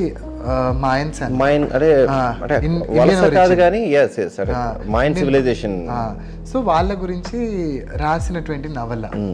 సో ఆయన మ్యాజికల్ రియలిజం అని ఒక ప్రక్రియ, అంటే మ్యాజికల్ రియలిజం ఫ్యాంటసీ, దానికి ఒక పేరు పెట్టక ముందే ఆయన దాన్ని సమర్థవంతంగా తన రచనల్లో యూజ్ చేసుకున్నాడు. ఆయన తర్వాత అలెజో కార్పెంటియర్, హువాన్ రుల్ఫో, ఇసాబెల్ అల్లెండి, మారియా వర్గాస్ లోసా లాంటి వీళ్ళందరి గురించి తెలవడము, వీళ్ళ గురించి సెర్చ్ చేయడము, అట్లా చేస్తున్న క్రమంలో స్పానిష్ ఈ క్రమంలో విసెంటే అలెగ్జాంద్రే అని స్పానిష్ పోయెట్, తర్వాత ఇతను ఆక్టోవియా పాజ్ కూడా నాకు తెలుసు. సో తర్వాత ఈయన గాబ్రియల్ గార్షియా మార్క్వెజ్ అని అక్కడికి వచ్చి ఆగిపోయారు. పోనీ ఆయనది ఏమైనా పూర్తి సాహిత్యం చదివానంటే నేను చదివింది ఒకటే కథ, old man with enormous wings అని. ఆ ఒక్క కథతో నేను స్పానిష్ నేర్చుకోవాలని కోరిక అనమాట. ఆ సాహిత్యం నేర్చుకున్నారు, బేసిక్స్ నేర్చుకున్నాను. మరి ఎప్పుడు రాయబోతున్నారు స్పానిష్ లో? బేసిక్స్ నేర్చుకుని స్పానిష్ లో రాసేస్తామా? ఫ్లూయెన్సీ ఉండాలి కదా. ఏమో ఫ్యూచర్ లో రాస్తానేమో. తెలుగు రాని మీరు అంటే స్కూల్ ఏజ్ లోనే కవిత్వం రాశారు.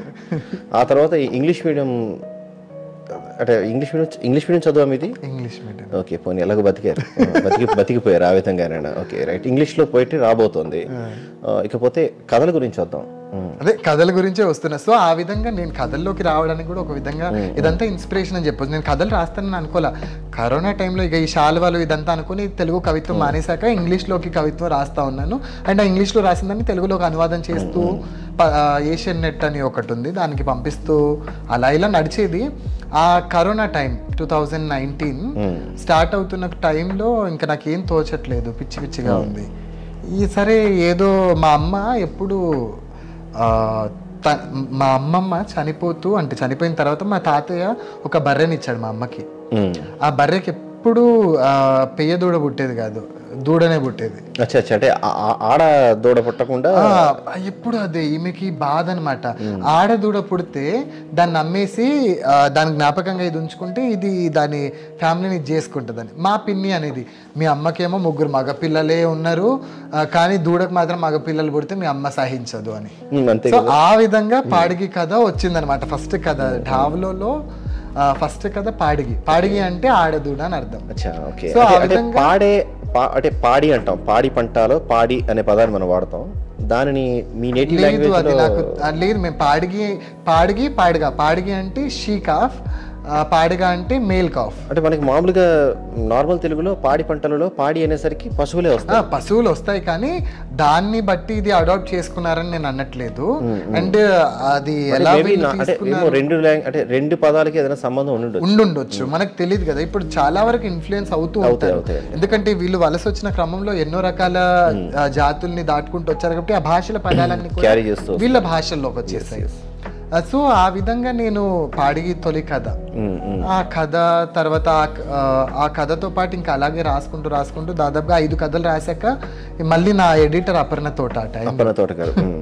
సో తను పాడిగా కథలో ఏంటి కాస్త నాకేదో కామెడీ యాంగిల్ కనిపిస్తుంది. అంటే ఎందుకు అంటే ఆడపిల్లలు అంటే యాక్చువల్గా ఏంటంటే కామెడీగా ఉన్నా కానీ చాలా సీరియస్ టాపిక్, ఇన్సెమినేషన్ గురించి ఈ కథలో, జంతువులకి ఇన్సెమినేషన్ గురించి, తర్వాత మనుషుల్లో ఆడ మగ జెండర్ తేడా అనేది, అది తర్వాత అక్కడ ఉన్న నమ్మకాలు, అక్కడ ఉన్న సంప్రదాయము, వీళ్ళ ఏకాంతము, ఇవన్నీ కూడా ఆ కథలో ఉంటాయి. సో ఒక విధంగా ఏంటంటే తండాలకి దగ్గర ఫ్యాక్టరీలు కడుతుంటారు, పౌల్ట్రీ ఫార్మ్స్ కడుతుంటారు, ఇవన్నీ చేస్తారు, అడిగే వాళ్ళు ఉండరు. సో వీళ్ళకి ఇంకొకటి ఏంటంటే గట్టిగా మాట్లాడితే ఈ భూమి మీద కాదని చెప్పేసి అక్కడ నుంచి ఖాళీ చేయించే పరిస్థితి కూడా రీసెంట్ గా కూడా జరిగింది. కార్పొరేట్ గవర్నమెంట్ ఇది గవర్నమెంట్ భూమి అని చెప్పేసి ఖాళీ చేయింది. సో అలా ఈ కథలో ఒక కోళ్ళని ఇది చేసే పౌల్ట్రీ ఫార్మ్ కూడా అతండాకు దగ్గరలో ఉంటుంది. సో అలాంటివి ఎన్నో గ్లోబలైజేషన్ లో జరిగినటువంటి చాలా మార్పులన్నీ కూడా కథలో ఉంటాయి. సో జస్ట్ ఏంటంటే మనం కథకుడు ఏదో పాడికి గురించి చెప్తున్నాడు, జస్ట్ ఒక ఆడదూడ గురించి చెప్తున్నాడు అని అంటాం, కానీ అక్కడ మనిషి జంతువులకు మధ్యలో ఉండేటువంటి జెండర్ బియాస్డ్ లేకుంటే అవన్నీ కూడా వస్తాయి. గ్లోబలైజేషన్ లో ఎంత విచ్ఛిన్నం అయిందన్నదంతా కూడా కథలో. సో అలా కథల్లోకి కరోనా టైంలో వచ్చాను. గ్రేట్. టైటిల్ అంటే ఆ కథల పుస్తకం టైటిల్ గురించి మాట్లాడుకుందాం. ఢావ్లో అనాలా? ఢావ్లో అనాలి. ఓకే, అంటే విషాద గీతం. ఏంటా విషాదం? ముందుగా చాలా మంది మిస్పెల్ చేస్తారు ఈ పదాన్ని. ఢావ్లో అంటే కింద జటా వస్తుంది కదా, జటా తీసి కూడా డావులో అంటారు. అయితే డావులో అన్న పదం కూడా ఉంది బంజారాలో. డావులో అంటే ఏంటంటే రొడ్డ చేతోడా అని అర్థం. సో ఢావ్లో అంటే విషాద గీతం. ఢావ్లో అంటే విషాద గీతం ఒక్కటే కాదు, ఆనందం వచ్చినా ఏమొచ్చినా కానీ మా వాళ్ళు ఏడుస్తూ పాటలు పాడతారు. సో ముఖ్యంగా ఇప్పుడు ఈ టైటిల్ కథ ఏదైతే ఉందో దీంట్లో మంగ్లీ అని ఒక అమ్మాయి ఉంటుంది. ఆ అమ్మాయి తను పెళ్ళి కాబోతుంటే తన వాళ్ళని వదిలి వెళ్ళిపోతున్నానని తను పరితపించే, అంటే తన వాళ్ళని వదిలి వెళ్ళిపోతుందని మళ్ళీ చూడలేనేమో అని తను బాధపడే దృశ్యం అనమాట. దీంట్లో మళ్ళీ ఒక కథ అంటే ఉపకథ లాంటిది ఉంటుంది, జానపద కథ అని చెప్పొచ్చు. అంటే మా దాంట్లో ఏంటంటే ఒక పెళ్లి కూతురికి పెళ్ళి అవుతుందంటే ఆ అమ్మాయి ఇంట్లో నుంచి తాంగడి తీయడం అంటారు, అంటే అప్పగింతలు అంటారు. తాంగడి అంటే గోనె సంచిలో తల్లిదండ్రులు ఆ అమ్మాయికి ఇచ్చే వస్తువులన్నీ పెట్టి దాన్ని ఎద్దు మీద పెట్టి అంటారు, చీర సారే సంథింగ్ లైక్ తెలుగు సంప్రదాయానికి దగ్గరగానే ఉంది. సో ఆ తాంగడిలో అంటే ఆ గోనె సంచిలో పెట్టి దాంట్లో ఎద్దు మీద పెట్టి పంపిస్తారనమాట. సో తాంగడి తీసే టైంకి ఆడపిల్ల అంటే ఏడుస్తుంది అనమాట. రాత్రి పూట ఏమంటారు కోడి పుంజుతో మొక్కుకుంటుంది, నువ్వు రేపు పొద్దున్న నువ్వు కూసినావు అనుకో తెల్లారిపోతే నాకు పెళ్లి చేస్తారు, పెళ్లి చేసి పంపించేస్తారు, నువ్వు కూయొద్దని, నీకు కావాల్సిన ధాన్యాలు ఇస్తానని మొక్కుకుంటుంది. తర్వాత ఎద్దు ఒకవేళ కోడి కనుక మర్చిపోయి కూసిందే అనుకో, నువ్వు ఉన్నావు కదా, నేను నిన్ను అడవికి అడవికి మేతకి తీసుకెళ్ళినప్పుడు నేను నిన్ను కొట్టి ఉండొచ్చు, తిట్టి ఉండొచ్చు, కానీ నువ్వు కనుక పొరపాటున తాంగడి తీసే టైంకి కనుక నువ్వు వచ్చేసినావు అనుకో, నీ మీద తాంగడి వేసి నన్ను నీ మీద నిల్చోబెట్టి ప్రార్థన చేసి నన్ను పంపించేస్తారు. అప్పుడు నువ్వు నీ కూతురు, నీ కొడుకు కానీ నీ భార్యకి దూరం అయిపోతావు. సో నువ్వు కూడా నాలాగా దూరం అయిపోవాల్సి వస్తుంది, కాబట్టి నువ్వు రాకు అని ఎద్దుని బతిమిలాడుకుంటావు. తర్వాత మళ్ళీ ఒకవేళ కనుక మర్చిపోయి ఎద్దు కనుక వచ్చిందే అనుకో, అప్పుడు నక్కని వేడుకుంటది, నువ్వు గట్టిగా అరువు, నేను ఇంట్లో నుంచి బయటికి అడుగు పెట్టగానే నువ్వు గట్టిగా అరువు. అంటే నక్క అరవడం అనేది ఏమైనా అపశకునం? సో నువ్వు గట్టిగా అరిస్తే ఇంకా నన్ను తీయరు. సో ఆ రోజు నేను ఉండొచ్చు, అప్పుడు నీకు ఎన్ని కోడ్లు కావాలంటే ఎన్ని మేకలు కావాలంటే అన్ని నేను ఇస్తా నక్కకి. సో నీకు ఏం కావాలన్నా ఇస్తా, నేను కొట్టి ఉండొచ్చు, నువ్వు నా మంద దగ్గరకు వచ్చినప్పుడు నేను కొట్టి ఉండొచ్చు, అవన్నీ మర్చిపో, అర్థం చేసుకో జర, నువ్వు కూస్తే ఇంకా నేను వెళ్ళలేను అని ఇదొక చిన్న ప్రార్థన లాంటిది ఉంటుంది అనమాట. సో ఆ పెళ్లి సంప్రదాయము, పెళ్ళవుతున్నప్పుడు వాళ్ళు ఆ పెళ్లి పద్ధతులు ఏంటి, వాళ్ళు అసలుకి ఆ తెలుగు వాళ్ళలాగా పుస్తలు కడతారా లేకుంటే సేమ్ ఎలా ఉంటుంది అనేది ఆ కథ అనుకోండి. సో అది టైటిల్ కదా. దాంట్లో ఈ అమ్మాయి అప్పగింతలప్పుడు తన తమ్ముడిని, తన తండ్రిని, తల్లిని పట్టుకొని ఏడుస్తుంటది, ఢావులో చేస్తుంది. నేను ఇట్లా వెళ్ళిపోతున్నా, మళ్ళీ కలుస్తానో లేదో, నన్ను బాగా చూసుకున్నారు. సో ఇదంతా విషాదం అంతా కూడా ఢావులో ఉన్న కథలో ఉంటుంది. సో బల్దేర్ బండితో స్టార్ట్ అయ్యి బంజారాల్ని తెలుగు సాహిత్యంలోకి తీసుకొచ్చి అక్కడ వాళ్ళ విషాదాన్ని వినిపించాలని అనుకున్నాను. అది అనడం బాగోదు, అంటే ఏదో నేనేదో తెలుగు సాహిత్యాన్ని చాలా ఇది చేశాను అన్నట్లు ఉంటుంది. కానీ అలా కాదండి, ఒక జోనర్ అంటే బల్దేర్ బండితో ప్రయాణం మొదలైంది. సరే వాళ్ళు ప్రయాణం అయితే చేశారు తెలుగు సాహిత్యంలోకి. ఆ సాహిత్య ప్రపంచంలోకి వచ్చాక వాళ్ళ గోడు వినిపించాలి అంటే వాళ్ళు ఏడిస్తేనో, వాళ్ళు మాట్లాడితే వాళ్ళని పట్టించుకోరు. వాళ్ళు ఏడిస్తేనే ఏంటి వీళ్ళు ఏడుస్తున్నారు ఏంటి అని చెప్పేసి వేరే వాళ్ళు వచ్చి ఆరా తీస్తారు. ఆ విధంగా మా వాళ్ళ ఏడుపుని వినిపించుకోవడానికి, ప్రపంచానికి వినిపించేట్లు చేయడానికి ఢావులో తీసుకొచ్చి.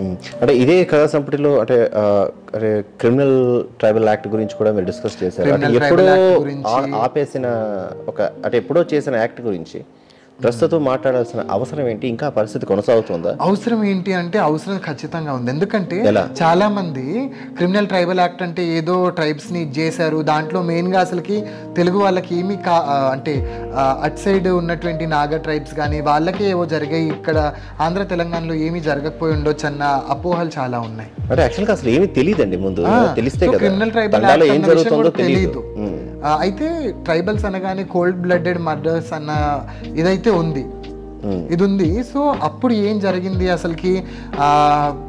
నార్త్ ఇండియన్ ట్రైబల్స్ లో ఉంది, ఇక్కడ కూడా ఇప్పుడు మాకు మీరు పెరిగిన ఏరియాలో కూడా. మేము పెరిగిన ఏరియా కాదు, తెలంగాణ అని ఇప్పుడు అంటున్నాం, కానీ అప్పుడు ఆంధ్రప్రదేశ్లో సుగాలీలుగా పిలిచేవాళ్ళు లంబాడీల్ని. చింతా దీక్షితులు సుగాలి కుటుంబం అని ఒక కథ రాశాడు, 1924 అనుకుంటాను, స్వాతంత్రానికి ముందే. అంటే 1950 తర్వాత వచ్చిన చట్టం అన్నారు. అయితే చట్టం 1871లో తీసుకొచ్చారు బ్రిటిష్ గవర్నమెంట్. ఈ కమ్యూనిటీని వీళ్ళు క్రిమినల్ ట్రైబల్స్ కాదు, వీళ్ళు సాధారణ మనుషులే, వీళ్ళు నోటిఫైడ్ ట్రైబ్స్ కదా వీళ్ళంతా. డీనోటిఫైడ్ ట్రైబ్స్ గా వీళ్ళని గుర్తించడానికి 1950లో మన నెహ్రూ ప్రైమ్ మినిస్టర్గా ఉన్నప్పుడు ఆగస్టు 30వ తేదీ ఈ బంజారాల్లో ఉన్నటువంటి కొంతమంది లీడర్స్ వాళ్ళు చేసిన ప్రయత్నాలు, పోరాటాలు, దానివల్ల వీళ్ళని డీనోటిఫైడ్ ట్రైబ్స్ గా ప్రకటించారనమాట. అంటే రిపబ్లిక్ డే వచ్చిన 8 నెలల తర్వాత, 8 నెలల్లో కానీ ఎప్పుడు అది కౌంట్, మీరు ఇప్పుడు అంటే 8 నెలలని కౌంట్ చేయాల. 1947 కదా, 1947 1950 కదా, 3 years కదా. 3 years ఆ తర్వాత రిపబ్లిక్ డే జరిగిన ఆగస్ట్ లో వచ్చింది. 1950 ఆగస్ట్ అంటే 8 నెలల ఫైన్. సో అప్పుడు డీనోటిఫైడ్ గా వీళ్ళని గుర్తించారు. అప్పుడు మాకు ఈ రిజర్వేషన్ చట్టాలు ఇవన్నీ కూడా మాకు అప్పుడు యాప్ట్ అయ్యాయి. అప్పటిదాకా మాకు ఇవన్నీ అంటే అసలు తెలియదు, అంటే ప్రపంచానికి అంటే వీళ్ళకంటూ ఒక అస్తిత్వం ఉందనే విషయం కూడా తెలియని పరిస్థితులు అవి. అయితే ఇంకొకటి, చాలా వరకు ఎమర్జెన్సీ టైంలో, ఇందిరాగాంధీ ఉన్న టైంలో రమణీబాయి అని ఒక ఆమె, రమణీబాయి వాగ్యానాయక్ అని వాళ్ళ తమ్ముడు, వరంగల్ ప్రాంతం అనుకుంటాను, వాళ్ళు ఎలాగైనా రిజర్వేషన్, లంబాడీలు సుగాలీలుగా అక్కడ ఉన్నారు కదా ఆంధ్రప్రదేశ్లో. సో ఈ వీళ్ళని వీళ్ళని ట్రైబ్స్ని వీళ్ళకి రిజర్వేషన్స్ కావాలి అని, రిజర్వేషన్ కోసం సరే డీనోటిఫైడ్ చేశారు వీళ్ళని, వీళ్ళకి క్రిమినల్స్ కాదని తేల్చారు, ఓకే దట్స్ ఫైన్, వీళ్ళకి రిజర్వేషన్ కావాలి. రిజర్వేషన్ కోసం అని చెప్పేసి రమణీబాయి, వాగ్యానాయక్, తేజావత్ రామచంద్రు వీళ్ళంతా ఐఏఎస్ ఆఫీసర్ అనుకుంటాను ఆయన, వీళ్ళంతా కూడా లెటర్స్ రాసుకొని ఇందిరాగాంధీని కలవడానికి ప్రయాణం చేస్తూ వెళ్ళారు.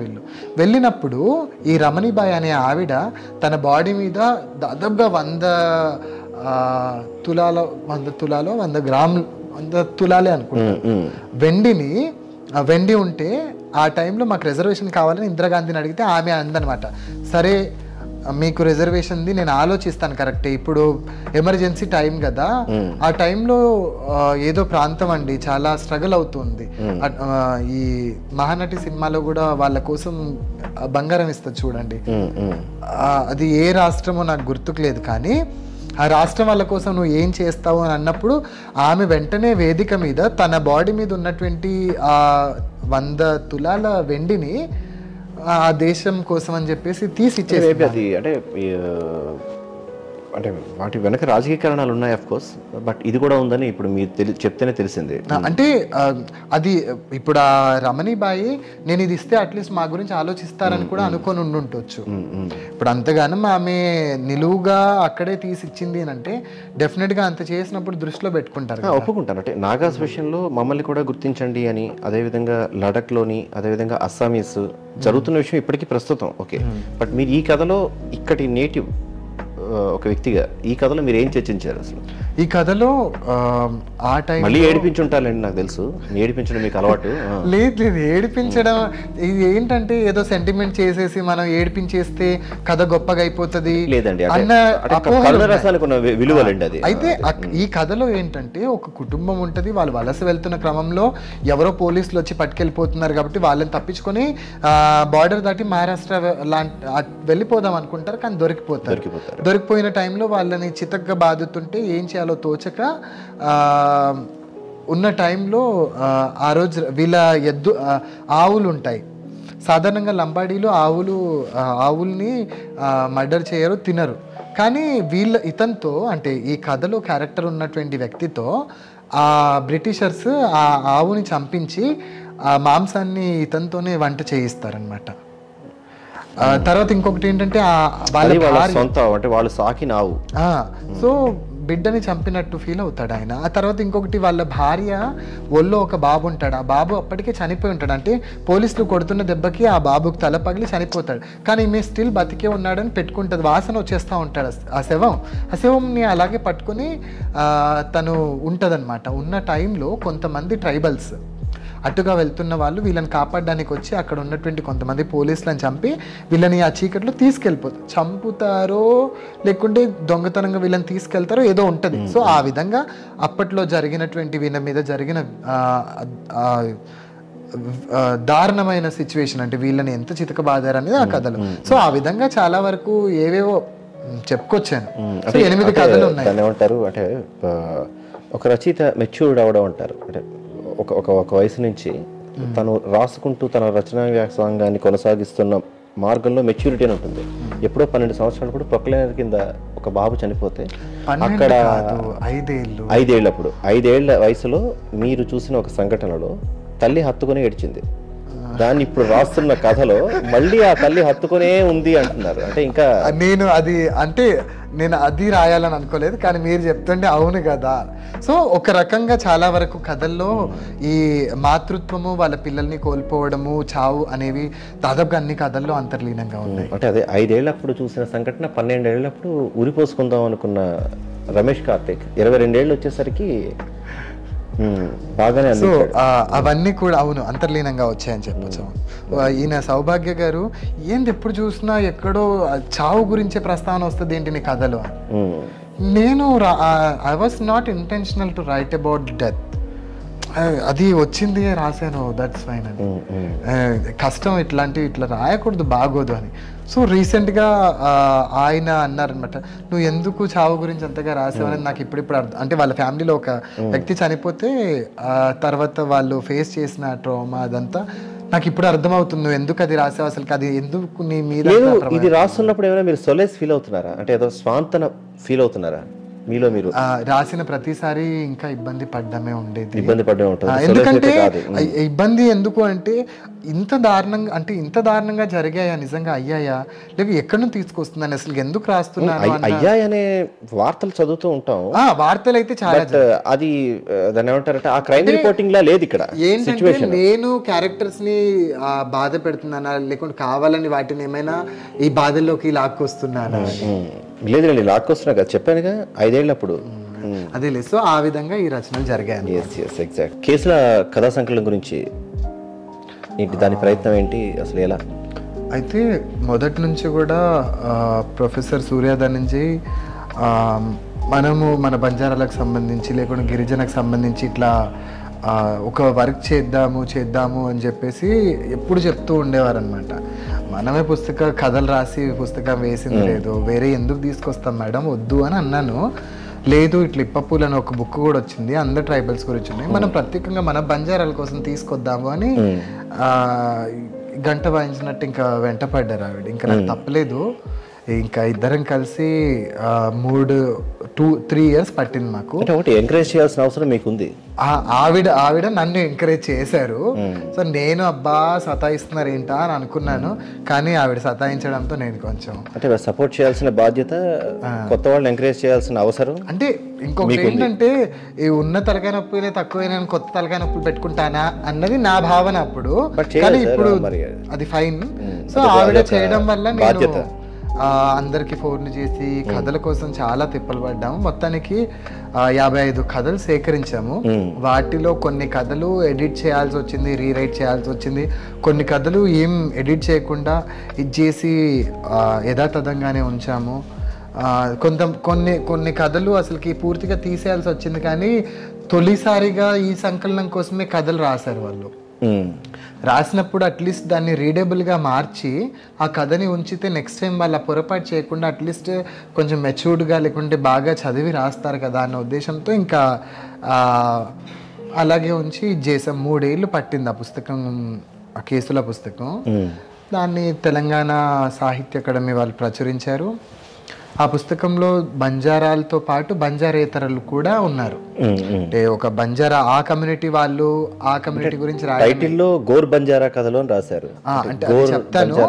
అయితే బంజారాలు ఈ సంకలనంలో అంటే కేసులలో బంజారా కమ్యూనిటీ గురించి, అంటే ఆ కమ్యూనిటీ నుంచి పుట్టి పెరిగినటువంటి ఆ రచయితలే రాసిన కథలు కాకుండా ఆ కమ్యూనిటీ నుంచి బయట నుంచి చూస్తున్న రచయితలు, అంటే ఉదాహరణకి వాళ్ళ క్లాస్మేట్స్ ఉండడము, వాళ్ళ ఫ్రెండ్స్ ఉండడము, లేకుంటే వాళ్ళ ఇంట్లలో పని మనుషులుగా పనిచేస్తున్న వాళ్ళు, ఆటో డ్రైవర్స్గా, వాళ్ళ కార్కి డ్రైవర్స్గా ఉన్న వాళ్ళ కథలన్నింటినీ కూడా వాళ్ళు కథలుగా మలిచారు. అట్లాంటి కథలు చాలా ఉన్నాయి. ఒక్క కథ నేను చెప్పడానికి లేదు, ఎందుకంటే అన్ని కథలు కూడా వేటికవి చాలా మంచి కథలు. సో ఆ విధంగా అదొకటైతే గోర్ బంజారా కథలను ఎందుకు పెట్టామంటే, బంజారాలో మథుర లంబాడి అని ఒక తెగ ఉంది. మథుర లంబాడి మొత్తం 3 తెగలు అనుకుంటారు కదా, 3 అని అంటారు, అండ్ కొన్నిసార్లు 4 అని అంటారు. నేను ఆ క్లారిటీ కోసం ఇంకా సెర్చ్ చేస్తున్నాను. బంజారాలు వెజిటేరియన్సా? బంజారాలు గోర్ బంజారాలు వెజిటేరియన్స్ కాదు, నాన్ వెజిటేరియన్స్. గోర్ బంజారాలు ఇందులో ఏమైనా క్లాసిఫికేషన్స్ ఉన్నాయా? ఇందులో పైన కింద మధ్యమ ఉన్నత? అదే చెప్తున్నాను. ఇప్పుడు మథుర లంబాడి అని అంటాం కదా, మథుర లంబాడీలు వెజిటేరియన్స్, వాళ్ళు ఫస్ట్. వాళ్ళ తర్వాత సెకండ్ గోర్ బంజారా, అంటే మేము ఇప్పుడు ఈ కథలు ఏవైతే కేసులో ఉందో ఇది గోర్ బంజారా కథలు. తర్వాత ఢాడీ భాట్ ఒక టర్మ్ అని అంటారు, 2 వేరు అని అంటారు. సో వీళ్ళు కూడా కొన్నిసార్లు, అంటే వాళ్ళు కూడా నాన్ వెజ్ తింటారు, కానీ మరీ నాన్ వెజ్జే కాదు, వాళ్ళ దాంట్లో వెజిటేరియన్ కూడా ఉన్నారు. కల్చరల్గా ఎవరెవరు ఏం చేస్తారు? మథుర లంబాడీలు ఆవుకి సంబంధించి మార్వాడి టైప్ వర్క్స్ అని విన్నాను, ఎందుకంటే మా ప్రాంతంలో అయితే పశు పోషణ, నెయ్యి, పాలు ఇటువంటిది. గోర్ బంజారా లంబాడీలు అయితే ఇంకా మా దాంట్లో మేము చేయని వర్క్ అంటూ లేదు. ఇక మీరు సిటీలో అయితే హైదరాబాద్లో ఎక్కడ చూడు జొన్న రొట్టెలు చేస్తూ, లేకుంటే హోటల్స్ పెట్టుకొని డ్రైవర్. ఇప్పుడు ఓకే, బట్ ఒకప్పుడు అంటే ఒకప్పుడు కూడా ఇప్పుడు ఆ ఎడ్లుండేవి కాబట్టి వేరే వాళ్ళ తోటల్ని సంబంధిత, అది తర్వాత కట్టెల్ని మోయడము, ఆ అడవుల్లో మేత అంతా, అంటే కోసిన కట్ చేసినటువంటి వుడ్ అంతా సరఫరా చేయడము. వేట కూడా అంటే మీరు అన్నప్పుడు నేను అడిగాను. ఉడుములు, కుందేలు, తాబేలు, జింకలు, నెమళ్ళు ఇవన్నీ అప్పట్లో వేటాడేవాళ్ళు. వీటిలో కుందేలు, జింక మాంసం, పంది మాంసం అనుకుంటాను, ఇవి అమ్మేవాళ్ళు అప్పట్లో. సో ఇదంతా ఒక రకం. తర్వాత ఈ ఢాడీ భాట్ అనే వాళ్ళు, వీళ్ళు పాటలు పాడతారు, కళాకారులు. నటించడము, పాటలు పాడడం వీరి వృత్తి. అయితే మా దాంట్లో కూడా మళ్ళీ goldsmith, blacksmith, carpenter ఇవన్నీ ఉన్నారనమాట. సో ఇవి అంటే అన్ని కుల వృత్తుల్లాగానే మొత్తానికి శ్రామిక వర్గానికి చెందిన రచయిత మీరు. గుడ్. కేసుల అంటే ఏంటి, దాని అర్థం ఏంటి? కేసుల అంటే మోదుగు పూలు అని అర్థం. మోదుగు పూలు ఏంటి సింబాలిక్ గా మోదుగు పూలు అని పెట్టడానికి కారణం ఏంటి? ఈ కథ సేవాలాల్ మహారాజ్ అని ఆయన ఇప్పుడు అందరు దేవుళ్ళుగా కొలుస్తున్నారు. ఆయన యాక్చువల్గా ఒక ప్రాఫెట్ అనొచ్చు, ప్రీచర్ అనొచ్చు. ఆయన బంజారాలు అంటే ఈ మోదుగు పూలు అనేవి ఎండ ఎంత ఎక్కువ తగిలితే అంత ఎక్కువగా మెరుస్తూ ఉంటాయి. అంటే ఎండ అంటే కష్టం. మోదుగు పూలు అనేవాళ్ళు బంజారాలు. సో ఎంత కష్టమైనా కానీ బంజారాలు ఇంకెక్కువ రెట్టింపు ఉత్సాహంతో వర్క్ చేస్తారు తప్పించి వాళ్ళు ఇదైపోరను. ఎందుకంటే వేరే పువ్వులు ఎండ తగిలితే మాడిపోతాయి, ఎండిపోతాయి, రాలిపోతాయి. కానీ మోదుగు పూలు అలా అంటే ఇదే భావాన్ని చెప్పాలన్నా దాశరథి రంగాచారి గారు రాసిన దాన్ని కూడా మోదుగు పూలు అనే పేరు పెట్టారు. ఆయన కూడా తెలంగాణకి చెందిన రచయిత. నేను అది చదవలేదండి, విన్నాను. దాంట్లో కూడా బంజారాల ప్రస్తావన ఉందని విన్నాను. దాంట్లో తర్వాత చిల్లర దేవుళ్ళలో కూడా ఉంది. చిల్లర దేవుళ్ళు చదివాను సార్. చిల్లర దేవుళ్ళు అనేది అదే బంజారాల ప్రస్తావన ఉందని విన్నాను. అయితే ఇప్పుడు ఎలా ఉందంటే నేను ఇంగ్లీష్ లిటరేచర్ ఎంఏ ఇంగ్లీష్ నాది. అయితే నాకు నా దృష్టిలో లేకుండా నా చుట్టూ లేకుండా నాకు లైబ్రరీలో దొరికిన పుస్తకాలు నేను కొంతవరకు చదివాను. నేను మొత్తం చదివానని నేను అనను, ఎందుకు అన్ని చదివానని చెప్పేసి డబ్బాలు కొట్టుకోవడం. కానీ నాకు అన్ని చదవడం ఎవరి వల్ల కాదండి. ఎవరైనా అలా చెప్పినా కూడా చాలా మంది ఇప్పుడు ఏమంటారంటే ఒక లంబాడోడు అయి ఉండి లంబాడోళ్ళ గురించి రాసి నువ్వు చదవలేదంటే అది ఎంత అవమానం. అంటే అన్ని చదివేయడానికి అలా పరిపూర్ణ జ్ఞానం అంత ఈజీ కాదు. కరెక్టే, కానీ అలా అంటారు కదా, అందుకని నేను ముందుగానే చెప్తున్నా. నా దృష్టిలో ఉండి నాకు పుస్తకాలు అంటే అన్ని పుస్తకాలు కొనుక్కొని ఇంట్లో పెట్టుకునేంత జాగా లేదు, అన్ని పుస్తకాలు కొనుక్కునేంత ఫినాన్షియల్ ఇది లేదు. సో అట్లాంటప్పుడు అన్నెందుకు కొంటాను, అన్నెందుకు చదువుతాను. ఎవరి దగ్గర ఉంటే తెచ్చుకొని చదువుతాను, లేకుంటే ఉన్నదే చదువుకొని ఊరుకుంటాను. వీళ్ళు చెప్పడంతో ఓకే దాంట్లో ఉందంట, దీనిలో ఉందంట, అయిపోయాయి.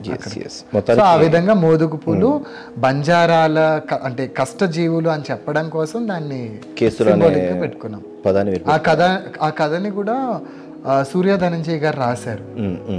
సూర్య ధనంజయ్ గారు ఒక బంజారా మహిళ, వాళ్ళ భర్త బాగా తాగుబోతాయి ఉంటే వాడు ఆమెని బాగా కొడుతూ ఉంటాడు. ఆమె ఇంటికి వచ్చేస్తుంది, పిల్లల్ని వదిలేసి వచ్చేస్తుంది. పిల్లల్ని వదిలేసి వచ్చిన నెక్స్ట్ డేకి వాళ్ళ భర్త అంటే తాగుడు బాగా ఇది ఉంటుంది కదా, లీవర్ ఏదో పాడైపోయి చనిపోతాడు. అతను చనిపోతే ఆ చావుకి అంటే భార్య ఉండాలి కదా అని పిలుచుకురావడానికి వస్తే నేను రాను అని చెప్తుంది అనమాట. అప్పుడు మీ హస్బెండ్ చనిపోయాడు అది ఇది అని అంటే తిరిగి వచ్చినాక ఆమె గతం జ్ఞాపకాల్లోకి వెళ్తుంది అనమాట.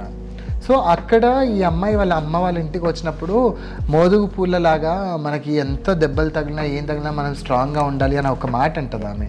తర్వాత వీళ్ళు కూడా కొత్తగా పెళ్ళైన రోజుల్లో మోదుగు చెట్టు దగ్గర వీళ్ళ భర్త ఆ మోదుగు పూలను విరిచి ఇస్తే తేనెని జుర్రుకుంటూ అదొక జ్ఞాపకం ఉంటుంది. సో ఆ రకంగా ఒక కథ అనమాట. దీంట్లో టైటిల్ కథ ఆవిడే రాశారు. అందులో మీరు రాసిన కథ? నేను రాసిన కథ దాంట్లో ఢావ్లో అర్థం విషాద గీతం. ఓకే, ధావలోనే అంటే ఆ ధావలోనే మళ్ళీ ఇందులో యాడ్ చేసుకున్నారా? కొత్తగా ఏదైనా కథ రాసి ఉండాల్సింది. కానీ యాక్చువల్గా బంజారాల పెళ్లి సంప్రదాయానికి సంబంధించింది కదా, మళ్ళీ చెప్పాలనుకున్నా. ఈ కథలో ఎవరు ఆ పెళ్లికి సంబంధించి మాట్లాడలేదు. ఇప్పుడు 55 కథలు అంటే 55 టాపిక్స్ దొరికాయి మాకు. 54 అనుకోండి, నా కథతో కలిపి 55. సో పెళ్లికి సంబంధించి ఏ కథ లేదు. అందుకని అది బ్యాలెన్స్ అవుతుంది కదా అని నేను ఆ కథని యాడ్ చేశాను. అంటే ఒకటి ఆల్రెడీ వచ్చిన పాపులర్ సాహిత్యంలో ఎంచి కొన్ని కథలను ఎంచి పాపులర్ అని కాదండి. అంటే ఇక్కడ ఒకటి అంటే నా దగ్గర 2 వర్డ్స్ ఉన్నాయి. అంటే పాపులర్ సాహిత్యం వేరు, ఎప్పటికీ స్థిరంగా ఉండే సాహిత్యం వేరు. అంటే ఇప్పుడు ఆ చర్చ జోలికి పోదలుచుకోవట్లేదు. బట్ అథెంటిక్గా వచ్చిన కొన్ని కథలను ఎప్పుడు పబ్లిష్ చేయడం, ఒక 100 కథలను 150 కథలను పబ్లిష్ చేయడం అనేది ఒక ఆనవాయితీ. అలా ఆల్రెడీ వచ్చిన కథను ఇందులో యాడ్ చేశారు మీరు. మీ బల్దేర్ బండి అనేది ఆంధ్ర యూనివర్సిటీ సెకండ్ ఇయర్ సిలబస్లో ప్రవేశపెట్టారు. ఏంటి దాని వెనుక మీ కష్టం ఏంటి, మీ కృషి ఏంటి? అనుకున్నారా, అనుకోకుండా జరిగిందా? మీరు కష్టం ఏంటి, కృషి ఏంటి అంటే నేనేదో లాబింగ్ చేసి నా సిలబస్ లో చదవట్లేదండి. అక్కడ వరకు వెళ్ళిందంటే పుస్తకం గురించి అని అంటే చెప్తాను, కానీ మీ కష్టం ఏంటి అని అంటే అంటే రాయడానికి పడిన కష్టం ఏంటి, అది అక్కడ వరకు చేరడానికి చేసిన ప్రయత్నం ఏంటి? ఆ పుస్తకం రాసుకున్నాం అంటే ఫ్రెండ్స్ సహకారంతో పుస్తకం వేశాను, అదొకటి. అయితే అంతకు మునుపే అంటే 2018లో ఈ పుస్తకం వేస్తే 2019లో మేలోనో జూన్లోనో నాకు సూర్య ధనంజయ్ గారు ఉస్మానియా తెలుగు డిపార్ట్మెంట్కి హెడ్గా ఉన్నారు. ఆవిడ ఫోన్ చేశారు, ఇట్లా SRBBR college Khammam autonomous college, దాంట్లో నీ జారేర్ బాటి అన్న కవితని సిలబస్లో తీసుకుంటున్నారు డిగ్రీ వాళ్ళకి అని 5th సెమిస్టర్ అని చెప్పారనమాట. సో 2019లో ఇమీడియట్గా డిగ్రీ వాళ్ళకి ఒక పోయం సిలబస్లో పెట్టారు. తీరా చూసుకుంటే 2022 డిసెంబర్ 3వ తేదీ నేను రవీంద్ర భారతిలో ఉన్నాను. నేను ఆ రోజు మామిడి హరికృష్ణ గారిని కలవడానికి ఏదో పని మీద పోయాను. ఒక మెసేజ్ వచ్చింది, కొత్త నంబర్ల నుంచి మెసేజ్ వస్తే భయం వేస్తుంది నాకు. ఏందాని ఏ అవార్డు వస్తుందా, ఏ షాలో చెప్తారు అని, అట్లాంటిది అనుకోండి. సో ఏంటి అని ఓపెన్ చేసి చూస్తే మీ పుస్తకం బల్దేర్ బండిని మేము సిలబస్లో పెట్టాము అని సిలబస్ ప్యాటర్న్ పంపించారు. ఆయన పేరు, నా పేరు జి అప్పారావు అని విజిటింగ్ కార్డ్ కూడా ఏదో ఉంది. సో చూసి ఓపెన్ చేసి చూస్తే మల్లిపురం జగదీష్ గారిది, ఆయన పుస్తకం, నా పుస్తకం, తర్వాత అట్టడ అప్పలనాయుడు, వీళ్ళందరివి ఉన్నాయి పుస్తకాలు. నాదేమో కవిత్వంలో ఉంది, పుస్తకం మొత్తం ఉంది. అదే పుస్తకాలు కూడా పెడతారా అని నేను షాక్ అయినా. నేను ఓకే ఫైన్ థ్యాంక్ యూ అని సైలెంట్గా ఉండి అది నేను స్టేటస్లో పెట్టుకున్నాను. Good, great. వాట్సాప్లో నాది ఇట్లా అయిందంట అని పెట్టుకున్నా. అది ఈనాడు జర్నలిస్ట్ మా నిజామాబాద్ డిస్ట్రిక్ట్ సంబంధించిన ఆయనకి ఆయన చూసారు అది, ఆ న్యూస్ చూసి ఇంకా తను వెంటనే ఫోన్ చేసి రాత్రి 9 o'clock అనుకుంటాను, వెంటనే ఆ న్యూస్ రాసి తను మెయిన్ బ్రాంచ్కి పంపారేమో. నెక్స్ట్ డేనే ఇంకా తెలంగాణ ఆంధ్ర 2 ఎడిషన్స్లో అది ఒక బల్దేర్ బండి 2 శాలువాలు, 2 శాలువాలు కాదు అవి, అదే అయిన తర్వాత నాకు శాలువాలు ఏమి రాలేదులేండి. సో ఆ 2 ఈనాడులో రావడంతో ఇంకా అప్పటి నుంచి స్టార్ట్ అయింది నెమ్మదిగా. Indian Express, Telangana Today, BBC, HMTV, Eenadu, బీబీసీలోనే నేను చూసాను. సో ఇలా ఒక్కటొక్కటిగా ఇదవుతూ ఉండడము, మీడియా వాళ్ళంతా ఇంటి ముందుకు రావడం, ఇంట్లో మీడియా వాళ్ళు వస్తున్నారంటే తోటకు పారిపోవడం, ఎటో వెళ్ళిపోవడం, వాళ్ళు ఇబ్బంది పడతా అయ్యో, వాళ్ళకి ఇబ్బందిగా ఫీల్ అవుతున్నారు. వాళ్ళు ఏం మాట్లాడగలుగుతారు, అందరు అదే అడుగుతా ఉంటే ఏం చెప్పాలి, ప్రతిదీ అడిగేదే అడగడము. ఇంకొకటి ఏంటంటే ప్రిపేర్ అయ్యి మీడియా ముందు, ఇప్పుడు మనం ఏదో చదువుకున్నాం కొంచెం స్కూల్లో సెమినార్స్ వీటికి ఇది అవుతాం కాబట్టి అలవాటు, కానీ వాళ్ళు అది మాట్లాడాలంటే మాట్లాడడం వీలు కావట్లేదు వాళ్ళకి, వాళ్ళు సిగ్గుపడుతున్నారు, భయపడుతున్నారు వాళ్ళు. అందుకని వెరైటీ ఏంటంటే అప్పుడు మీరు చదువుకోనందుకు భయపడ్డారు, కవితలు రాసినందుకు భయపడ్డారు, ఇప్పుడు అవార్డులు వచ్చి మీడియా కవరేజ్ వస్తుంటే కూడా భయపడాల్సి వస్తుంది. మొత్తానికి భయపడడం కామన్ అనుకుంటాను మీకు. సాహిత్యకారులకు నిజంగా ఆ భయం అనేది ఎప్పుడు గొడుగులాగా ఉంటుంది అనుకోండి. అయితే శాల్వాని ఎప్పుడు కప్పుకొని తిరిగాం కదా, నీడ అని అనొచ్చులే, గొడుగు కూడా కాదు. ఆ విధంగా నాకు ఇది సిలబస్ పేపర్లో రావడంతో, ఇంకా ఆంధ్రజ్యోతి అన్నిట్లో ఇంకా ఒకదాని తర్వాత ఒకటి రావడంతో ఇంకా నాకు ఇదైపోయింది. ఆ టైంలో గమ్మత్ ఏంటంటే ఒక ఫ్రెండ్ ఫోన్ చేశాడు, నువ్వు కావాలని డబ్బులు ఇచ్చి పేపర్లో అన్ని రాయిస్తున్నావంట కదా మీడియా వాళ్ళు, డబ్బులు ఎక్కువైపోయాయి కవులకి. సో కవులకి అంటే ఇది కూడా ఉంది, లేదు. అయితే ఏమైందంటే చాలా వరకు మా కవుల్లో నేను మొదట సాహిత్యంలోకి వచ్చినప్పుడు చాలామంది కవులు కార్లలో వచ్చేవాళ్ళు. సో నేను కూడా ఆటోమేటిక్గా అనుకున్నా, అయ్యో కవిత్వం రాస్తే కార్లు కొనొచ్చు అన్న ఇది కూడా నాకు అనిపించింది. సో వాళ్ళకి అనిపించడం తప్పులేదు, కానీ సో మీడియా వాళ్ళు డబ్బులు ఇస్తేనే రాస్తారు అన్న విషయం అయితే నాకు అందరు మాట్లాడుకోగా తెలిసింది. సో అది విన్నాను, కొంచెం ఇబ్బందిగా అనిపించినా కానీ సరే ఫైన్, డబ్బులు పెట్టి రాయించుకుంటే నేను కదా రాయించుకునేది, మీకేం నొప్పి, డబ్బులు ఖర్చు పెడుతుంది నేను కదా, ఎక్కువైపోయి డబ్బులు. సో అట్లా అని అనుకున్నాను. సో ఆ విధంగా ఇంకా గ్రేట్ సార్ జరిగింది. ఇంకో క్వశ్చన్ ఉందండి, చిన్నప్పుడు స్కూల్లో చదవలేదు, హై స్కూల్లోని కూడా సరిగ్గా చదువుకోలేదు, ఇంటర్మీడియట్లోనేమో అదే పాలిటెక్నిక్కి వెళ్ళి అక్కడ సరిగ్గా చదువుకోలేదు, ఇప్పుడేమో చదువుకునే వాళ్ళకి మీ బుక్ ఏమో సిలబస్, ఏంటిది, ఏం చెప్తారు చదువుకునే వాళ్ళకి? అలా ఏం ఉండదు. అంటే చాలామంది అనుకుంటారు పీజీ పిహెచ్డీలు చేసుకుంటేనే ఒకలాంటి మా ప్రతిభ కలిగిన సాహిత్యమో లేకుంటే గొప్ప పనులు చేయగలుగుతారని. సో నేను చదువుకున్న క్రమంలో అట్లీస్ట్ మార్కుల కోసం, డిస్టింక్షన్స్ కోసం చదవకపోయినా ఎంతో కొంత లాంగ్వేజ్, నాకు ఇంట్రెస్ట్ ఉండే కవితలు, కథలు అవి చదువుకోవడంతో నాకు ఒక లాంగ్వేజ్ అనేది డెవలప్ అయింది కదా. సో రెండు చేతులు అలాగే ఉన్నాయి, మనకేం చేతులు లేవు. సో కష్టపడే తత్వం ఉన్నప్పుడు డెఫినెట్గా బతకడానికి ఏదో ఒకటి చేసుకోవాలి. సో ఆ విధంగానే నాకేదో వచ్చి రాని తెలుగులోనో ఇంగ్లీష్లోనో అప్పట్లో రాసుకున్నా, ఇప్పుడు కొంచెం లాంగ్వేజ్ అదంతా తెలిసాక కొంచెం ఇప్పుడు తప్పులు లేకుండా రాసుకుంటూ ఇది చేసుకుంటున్నాను. మొత్తానికి కేసులు అంటే మోదుగు పువ్వు అంటారు మీరు కూడా, మోదుగు పూలు, ఢాలో బల్దేర్ బండి. రమేష్ కార్తిక్ గారు చాలా పురస్కారాలు అందుకున్నారు, కలహంస పురస్కారం దగ్గర నుండి చిలకమర్తి పురస్కారం, తెలంగాణ యువ రచయిత పురస్కారం. ఏంటి ఈ పురస్కారాలు కనుక మీ అంటే సంతోషమైనకరమైన ఉద్దేశాలు వాట్ చెప్పండి. ఈ మధ్యకాలంలో పురస్కారాల గురించి మాట్లాడాలంటే నవ్వు వస్తుంది, భయము వేస్తుంది. నాకు వచ్చాయి అంటే ఓపెన్గా చెప్పాలి అని అంటే నాకు వచ్చిన పురస్కారాలన్నీ కూడా అంటే ఒక షీల్డ్, ఒక సర్టిఫికెట్, ఒక మెరుపుల శాల్వా. బహుశా నాకు తెలిసి ఒక తెలంగాణ రాష్ట్ర స్థాయి పురస్కారం అని బోధనలో ఇస్తే వాళ్ళు ఒక 1000 రూపీస్ ఇచ్చారు.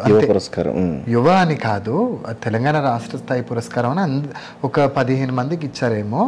సో నాకు ఇచ్చారు. ఇచ్చినప్పుడు ఒక 1000 రూపాయలేమో ఇచ్చారు అంతే. మిగిలిన పురస్కారాలకు వేటికి కూడా నాకు ఏమీ రాలేదు. నేను నిజానికి వెళ్ళాలని ఆ డబ్బులు నేను ఖర్చు పెట్టుకొని వాళ్ళు నన్ను గౌరవించాలనుకున్నప్పుడు వాళ్ళే చూసుకోవాలి కదా, అట్లీస్ట్ రానిపోని చూసుకోవాలి కదా అని అనుకున్నాను. కానీ మా ప్రొఫెసర్ సూర్యధనంజయ్ అరే పోకపోతే మళ్ళీ నీకు పొగ్గరు అనుకుంటారా, నీకు కావాలంటే రానిపోని డబ్బులు నేను ఇస్తాను, పోయి అవార్డు తెచ్చుకో, తప్పు అట్లా అనకూడదు, వాళ్ళు గౌరవిస్తున్నారు కదా అంటే. సరే గౌరవిస్తున్నారు సంగతి ఓకే, మరి నేను స్టూడెంట్ని కదా, ఇప్పుడు జస్ట్ ఒక శాల్వా మెమెంటో కోసం నేను పరిగెత్తుకుంటూ అక్కడికి పోయి అంతంత టైం నేను కేటాయించి ఏమి. మీ పుస్తకానికి ఒక అవార్డు రావడం అనేది ఒక గొప్ప విషయం, కానీ దాని వెనక ఇంత బాధ ఉంటుందా? బాధ ఉండడం అసలుకి నిజానికి ఆ ఏ పురస్కారాలు నేను అనుకునేది ఏంటి అంటే ఈ పురస్కారాలు తీసుకున్న రచయితలంతా కూడా చాలా డబ్బులు కూడా వాళ్ళకి బహుమతిగా వస్తుందని మేము అనుకుంటాం.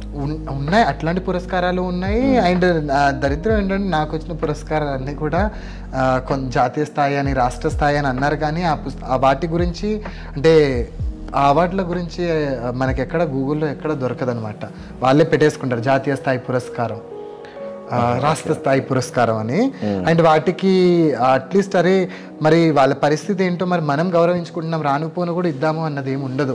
ఉల్టా మీ మొక్కలకు మేము గుర్తింపు ఇవ్వడమే ఎక్కువ అన్న టైప్. ఇలా ఉందా? నాకు ఒక పురస్కారం ఇచ్చారు, నాతో పాటు వేరే 6గురికి ఇచ్చారు.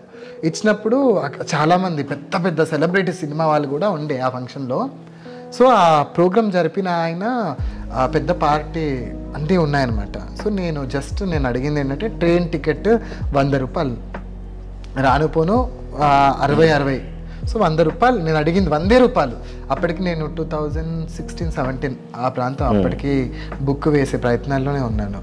సో 100 రూపాయలు అడిగితే ఆయన ఒక నీ మొఖానికి ఇది ఇవ్వడమే ఎక్కువ అన్నట్లు మాట్లాడాడు. తాగున్నాడు. నాకు పిచ్చి ఏడుపు. అప్పటికి నేను చాలా సెన్సిటివ్, ఇంకా అసలుకి అంత నాకెందుకు అన్న టైప్లో నేను చాలా సెన్సిటివ్. పిచ్చిగా ఏడ్చేసిన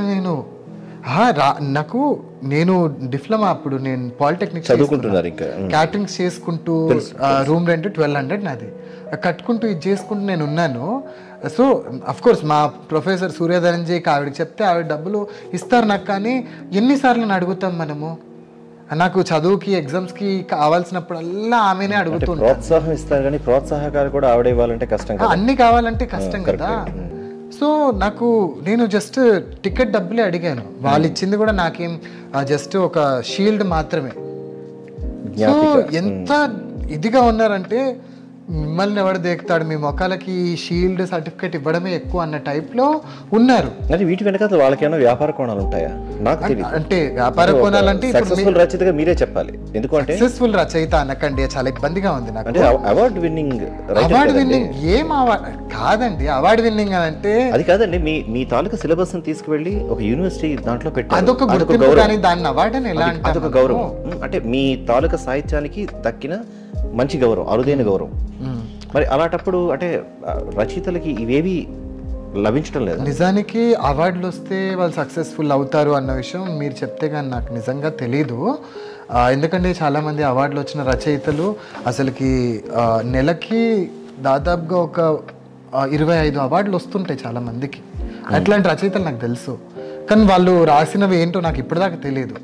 వాళ్ళంతా సక్సెస్ఫుల్ రచయితలను నేను అనలేను.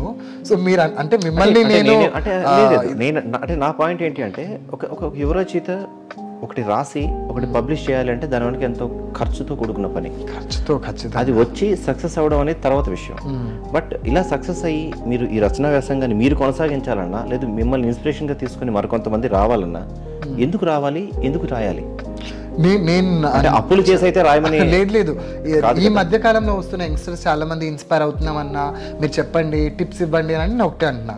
అన్ని చక్కగా మూసుకొని పోయి చదువుకొని ఒక సెటిల్మెంట్ మీకు నెల నెల ఇంత మీ అకౌంట్లో డబ్బులు పడితే అప్పుడు రాసుకోండి. కానీ ఇప్పుడు ఇట్లాంటి పిచ్చి పనులు చేయకండి. ఎందుకంటే మనం ఒక దానికి కన్ఫైన్ అయిపోతే, అంటే దానికి నాకు ఇది చాలా ఇంపార్టెంట్ అని అయిపోతే మనం వేరే వాటి మీద కాన్సన్ట్రేట్ చేయలేము, చాలా ఇబ్బంది అవుతుంది. సో అది వదులుకోలేము, అలాగని వేరే వాటి మీద కాన్సన్ట్రేట్ చేయలేము, జీవితం నాశనం చేసుకునే అవకాశం ఉంటుంది. సో తెలిసి మనం అది చేసుకోవడం తప్పు. సో మనం చూసుకుంటూ దాటుకుంటూ వేరే వాళ్ళ జీవితాలు చూసుకుంటూ వచ్చినప్పుడు డెఫినెట్గా ఉన్న వాళ్ళకి చెప్పాలి. సో చాలామంది ఈ మధ్యకాలంలో యంగ్స్టర్స్ వస్తున్న వాళ్ళంతా కూడా పుస్తకం వేస్తే గుర్తింపు వస్తుంది అంటే సీనియర్ రైటర్లు కూడా అది ఆ మైండ్ సెట్ని తీసుకొచ్చి పెట్టారు. రాయండి, మీరు రాస్తుంది కవిత్వమే, చాలా గొప్ప కవిత్వం అని. అయితే నేను రాసింది గొప్ప కవిత్వాన్ని నేనేం అనుకోలేదు, కానీ ఎంతో కొంతవరకు నేను కవిత్వపు ఛాయల్ని నేను దాంట్లో తీసుకురాగలిగిన. లేదు, మీరు రాసింది గొప్ప కవిత్వమే, అది మేము చెప్తాం, అది మ్యాటర్ కాదు. అంటే మీరు వచ్చే రచయితలకు మీరేం చెప్పబోతున్నారు? నేనేం చెప్పదలుచుకోలేదు. సీరియస్గా మీరు జస్ట్ లిటరేచర్ చదవండి అంతే, రాయడం మీద కాన్సన్ట్రేట్ చేయకండి. కాకపోతే ఫ్యూచర్ ఎట్లా, మీరు అసలుకి సర్వైవల్ కోసం ఏం చేయాలనుకుంటున్నారు, ఆ సర్వైవల్ కోసం మీరు ఖచ్చితంగా ఒకటి నాకు నెల ఇంత ఇది అవుతుంది, ఇది చేసుకోగలుగుతున్నాను అని అనుకుంటే అప్పుడు you can come in to this and you can write. లేదంటే ప్యాషన్గా నెలకు ఒక కవితను, నెలకి ఒక పుస్తకం చదువుకుంటాము అంటే దట్స్ ఫైన్, కానీ రాయడం మీద కాన్సన్ట్రేట్ చేయకూడదని అంటాను నేను. మీరంతా మీలాంటి యువ రచయితలు కొంతమందికి ఇన్స్పిరేషన్ అవ్వాలి అనేది ఒక మాట. ఇప్పుడు నేను ఇన్స్పిరేషన్ అయ్యి చాలామంది నేను అలాగా పుస్తకాలు రాయమని చెప్పేసి వాళ్ళందరినీ కూడా వాళ్ళ ఇంట్లో వాళ్ళతో గొడవలు పెట్టేసి వాళ్ళంతా కూడా ఈ సాహిత్యం కోసం త్యాగాలు అవసరం లేదు. ఇన్స్పిరేషన్ అని నాశనం పట్టిస్తున్నారు. ఏం ఇన్స్పిరేషన్? వాళ్ళకి రాయాలి. ఇప్పుడు నేనేదో మా కమ్యూనిటీ గురించి రాసుకున్నాను, సరే దట్స్ ఫైన్. సో దీనిలో ఇన్స్పిరేషన్ ఏమీ లేదు.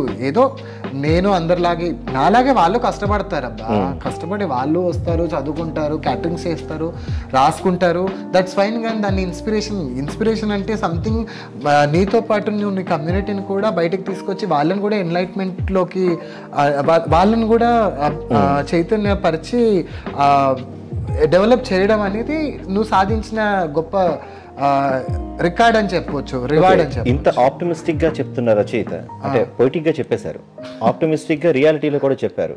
ప్రస్తుతం మీరేం చేస్తున్నారు? ప్రస్తుతానికి నేను జూనియర్ లెక్చరర్గా ప్రిపేర్ అవుతున్నారు. జూలైలో ఎగ్జామ్స్. పాఠాలు ఎగ్గొట్టిన పిల్లాడు పాఠాలు చెప్పబోతున్నాడు అని అనుకుంటున్నాను. ఎగ్జామ్స్ రాసేదాకా తెలియదు. రీసెంట్గా ఆల్రెడీ పేపర్ లీకేజ్ అని చెప్పేసి పేపర్లు అదొక వ్యవహారం నడుస్తూ ఉంది. సో మా దాంట్లో మాకే కాంపిటీషన్స్ ఉన్నాయి. దాంట్లో నాది MA ఇంగ్లీష్. నాకైతే ఖచ్చితంగా మా పేరెంట్స్కి నా మీద నమ్మకం ఉంది, నేను అది సాధించగలుగుతానని. కానీ నాకు ప్రస్తుతం ఉన్న సిలబస్ తర్వాత ఈ క్వశ్చన్స్ ఇప్పటికే జూనియర్ UGC నెట్ సెట్ ఇవి రాసున్నాను కదా, సో నాకు మైండ్ బ్లాక్ అయిపోయింది. తెలుగులో MA చేయాలనుకుంటున్నారని విన్నాను. అనుకుంటున్నాను, ఏమో చేస్తానో లేదు. ఇప్పుడు ఒక వెరైటీ సంఘటన ఏంటంటే పుట్టపర్తి నారాయణాచార్య గారికి ఆయన రాసిన సిలబస్లో క్వశ్చన్ ఆయనకు వచ్చింది ఎగ్జామ్ రాస్తున్నప్పుడు. అలాగా మీరు కానీ ఆంధ్ర యూనివర్సిటీ వెళ్ళారంటే మీరు రాసిన దారే మీకు వస్తుంది సెకండ్ ఇయర్. లేదు, నేను చేస్తే ఇక్కడ హైదరాబాద్లో నాకు మా తండా నుంచి హైదరాబాద్కి 4 గంటలు కాబట్టి ఇక్కడ చేస్తా, కానీ ఆంధ్ర యూనివర్సిటీకి ఎందుకు వెళ్తాను కాబట్టి అంటే ఏమో తెలీదు. అంటే ఇంకొకటి ఏముందంటే నేను చేసేది డిస్టెన్సే కాబట్టి రామరెడ్డి స్టడీ సెంటర్ దాంట్లో ఈ గిరిజన ఇప్పపూలు కథా సంకలనం సిలబస్ లో ఉంది. సో ఇప్పుడు నా కథని కూడా వాళ్ళు యాడ్ చేస్తున్నారు దాంట్లో. సో ఒక విధంగా నా కథని నేను చదువుకోవడమే నా గురించి నేను రాయాల్సి వస్తుందేమో, మరి తెలీదు. ఏంటి స్పానిష్ మీద మీ ఇంట్రెస్ట్ ఏంటి? స్పానిష్ అదే నేను గూగుల్ సెర్చ్ చేస్తా ఉంటే నాకు కొనసాగించే ఉద్దేశం ఏమైనా ఉంది, కానీ ప్రస్తుతానికి నేను జాయిన్ అయ్యి మరీ ఆపేశాను. కానీ ఖచ్చితంగా ఆ భాష నేర్చుకోవాలి, రాయడానికి కాదు, ఆ భాషలో ఉన్న సాహిత్యము దాని సౌందర్యాన్ని అనుభవించడానికైనా ఆ భాష నేర్చుకోవాలని ఉంది. సో మనకుండే 10-15 పనులలో భాషని అంతా నెమరేసుకొని గుర్తుకుంచుకొని సాగదీస్తూ దాన్నే కొనసాగిస్తూ ఇది చేస్తామన్న గ్యారెంటీ లేదు. సో చూడాలి ఏమవుతుందో తెలీదు. సో అన్నీ కూడా అవ్వచ్చేమో, చేస్తానేమో అన్న ఇక్కడే ఉన్నాను నేను. రమేష్ కార్తిక్ గారు ఫర్దర్గా ఇంకేం రాయబోతున్నారు? రాయబోతున్నారు అంటే ఎప్పుడు ఏదో కవితను ఏదో కథను ఏదో ఒకటి సంకలనంగా తేవాల్సిన రాసుకుంటూ ఉంటాము. కాకపోతే ప్రస్తుతానికి సూర్య ధనంజయ్ గారితో కలిపి నేను మన అంటే నెక్స్ట్ రాబోయే తెలంగాణ బంజారా కథలు ఎడిట్ చేస్తున్నాను. దాంతోపాటు సొంత రచనల్ని ఎడిట్ చేసుకోవడం లాంటివి చేస్తూ ఉన్నాను. అవి ఎప్పట్లోగా ఆగస్ట్ కల్లా తీసుకురావాలని ప్లాన్ ఉంది. ఈ సంవత్సరం ఆగస్ట్ 9 అంతర్జాతీయ ఆదివాసీ దినోత్సవం కదా, ఇంటర్నేషనల్ ఇండిజినస్ డే. సో ఆ టైంలోపు దీన్ని తీసుకురావాలన్న ప్లాన్ అయితే ఉంది. మరి తెలీదు ఎలా ఉంటుందని. ఆదివాసీలపై అంటే ఆదివాసీలపై వచ్చిన మిగిలిన రచనలు, రచయితలు, వారి గురించి ఏమైనా మీ మాటల్లో చెప్పండి. ఆదివాసీ గిరిజనులు అని అంటే బెటర్, ఎందుకంటే మొత్తం తెలుగు ప్రాంతంలో మొత్తం 33 గిరిజన ఆదివాసీ తెగలు ఉన్నాయి. దాంట్లో ఎవరు తెలంగాణలో 11, ఆంధ్రలో 22, మొత్తం 33. అండ్ రీసెంట్ గా 2 కొత్త తెగల్ని కనుక్కున్నారని విన్నాను. అంటే మొత్తం 35 అన్నట్లు చెప్పారు, అయితే తెలీదు. అండ్ ఈ 35 తెగలు, ఈ 35 తెగల్లో ఎందరూ ఆదివాసీలో ఎందరూ గిరిజనులు అంటే సంచార తెగలో తెలియదు. కాబట్టి మనం ఆ 2 పదాలని గిరిజన ఆదివాసీ అంటే బెటర్. హిందీలోకి వచ్చేటప్పటికి ఎలాగో ఆదివాసీ అని అంటారు కాబట్టి మనకు వేరే ఆప్షన్ లేదు. ఇంగ్లీష్లో అయితే ట్రైబల్ లిటరేచర్, అబోరిజినల్ అంటారు, అబోరిజినల్. కాబట్టి దట్స్ ఫైన్. అయితే తెలుగు ముఖ్యంగా ఫస్ట్ నేను తెలుగు గురించి మాట్లాడతాను. తెలుగులో మొట్టమొదట చింతా దీక్షితులు రాసిన సుగాలి కుటుంబం అని అంటారు 1924లో. దీక్షితులు గారిదా? ఆయన రాసింది తొలి బంజారా అంటే సుగాలి అంటే లంబాడీల గురించి రాసిన తొలి కథ అని అంటారు. అయితే రీసెంట్గా ఏకే ప్రభాకర్ గారని ఒక రైటర్ ఉన్నారు. ఆయన అన్నది ఏంటంటే చింతా దీక్షితుల కంటే కూడా ముందు రాజేంద్ర అని ఒక ఆయన రాశారు బంజారాల గురించి అని అన్నారు. అయితే అది ఆ కథ ఆయన దగ్గర ఉండేదంటే పోయిందని అన్నారు. సో కొంచెం అది అది నాకు కావాలి సార్ అని చెప్పాను. సో అదే ఇక ఆయన కథ లేదు కాబట్టి ఇప్పుడు మన చింతా దీక్షితుల్ని తొలి అని అనుకుందాము ఇక్కడ ప్రస్తుతానికి ఇంటర్వ్యూ కోసం. తర్వాత చూసుకుంటే బోయి జంగయ్య గారు, తర్వాత ఈ మన బిఎస్ రామ్లు, కొలకలూరి ఇనాక్ ఇలా రాశారు. తెలుగులో అక్కడిక్కడ వచ్చాయి కథలు. తర్వాత సమ్మెట ఉమాదేవి అని ఖమ్మం గవర్నమెంట్ ఒక తండాలో గవర్నమెంట్ స్కూల్లో వర్క్ చేసే టీచర్ ఆమె అక్కడ తండా వాళ్ళతోనే అంటే ఆమె జీవితంలో ఎక్కువ లైఫ్ అంతా ఈ లంబాడి తండాల్లోనే పనిచేయడం అంతా జరిగింది. సో ఆ అనుభవాలన్నింటినీ కూడా ఆవిడ కథలుగా రాసి రేలాపూలు తండావాసుల కథలని బుక్ వేశారు. 22 కథలు అనుకుంటాను. సో అది తొలి పుస్తకం అని చెప్పొచ్చు ఒక విధంగా. ఇక తర్వాత అట్లాగే ధనంజయ్ నాయక్, చిన్యా నాయక్ అంటే ఫిక్షన్ ధనంజయ్ నాయక్ అని ఈయన కూడా నీటి నానీలను ఒకటి రాశారు. తర్వాత సూర్య ధనంజయ్ గారు, నేను ఇట్లా వస్తూ ఉన్నారు. కొత్త తరం వాళ్ళు కూడా ఉన్నారు దీనిలో. ఇప్పుడు కృష్ణ గుగ్లోత్ అని ఒక ఆయన, బయట బంజారాలే కాకుండా బంజారా ఇతరులు కూడా. సో ఇదంతా బంజారా గురించి. వీళ్ళే కాకుండా ఇప్పుడు సవరతికకు సంబంధించి మల్లిపురం జగదీష్, కోయాకి, ఆత్రం మోతిరాం, పద్మనసూయ, కుంజ కళ్యాణి, ఉత్తరాంధ్ర నేపథ్యంలో కదా, ఆంధ్ర ప్లస్ తెలంగాణ, ఆదిలాబాద్ నుంచి ఆత్రం మోతిరాం కదా.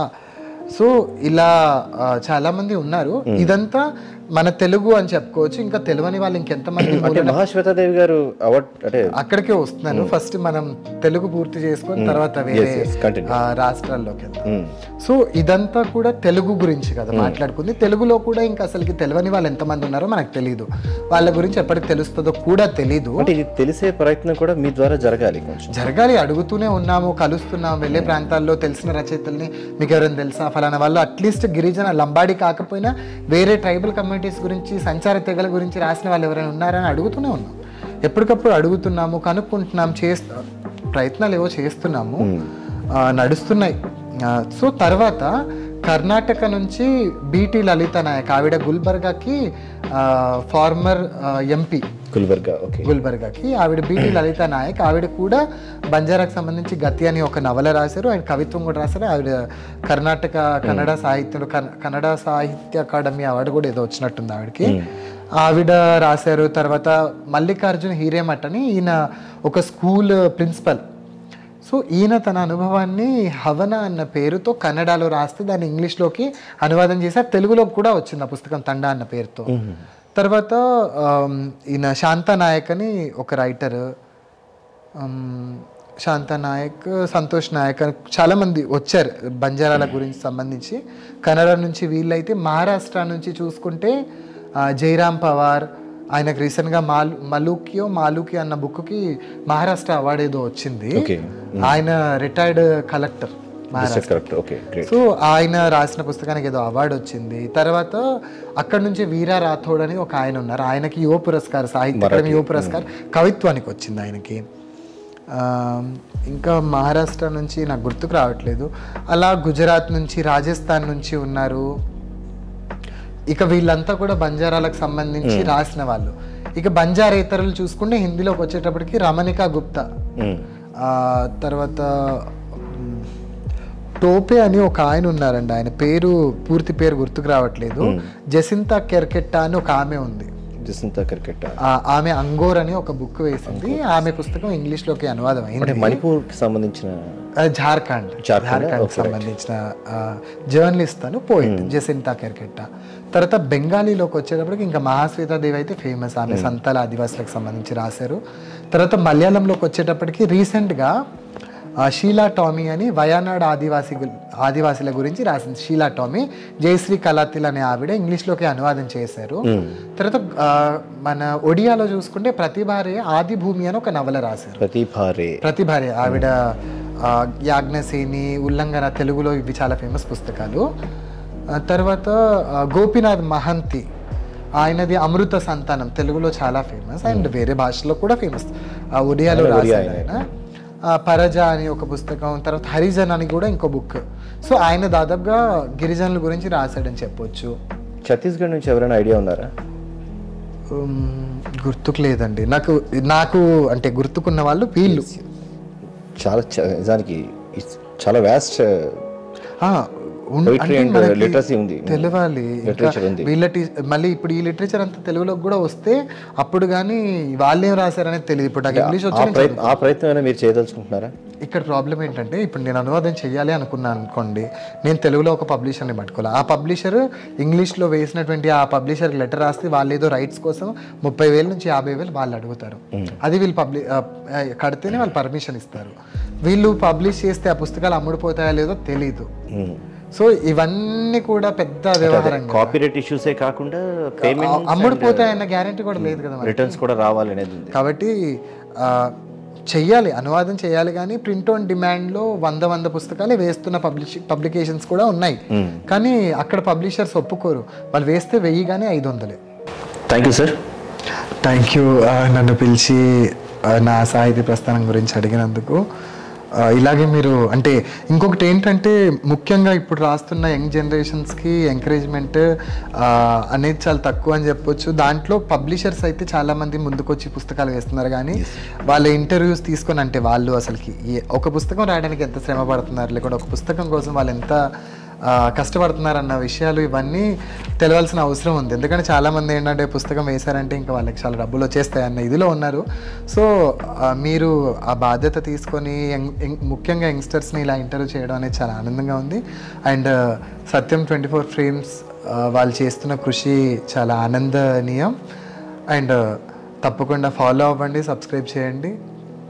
నాలాగే చాలామంది యువ రచయితల ఇంటర్వ్యూస్ కానీ వాళ్ళ ఒపీనియన్స్, అసలు వాళ్ళు ఏం చేస్తున్నారు, ఏం చేయబోతున్నారు అనేది తెలుసుకోవాలి అంటే సత్యం 24 ఫ్రేమ్స్ తో కాంటాక్ట్లో ఉండండి. మా సత్యం 24 ఫ్రేమ్స్ ఛానల్ని సబ్స్క్రైబ్ చేసుకుని బెల్ ఐకాన్ని యాక్టివేట్ చేసి లైక్ చేయగలరు, షేర్ చేయగలరు.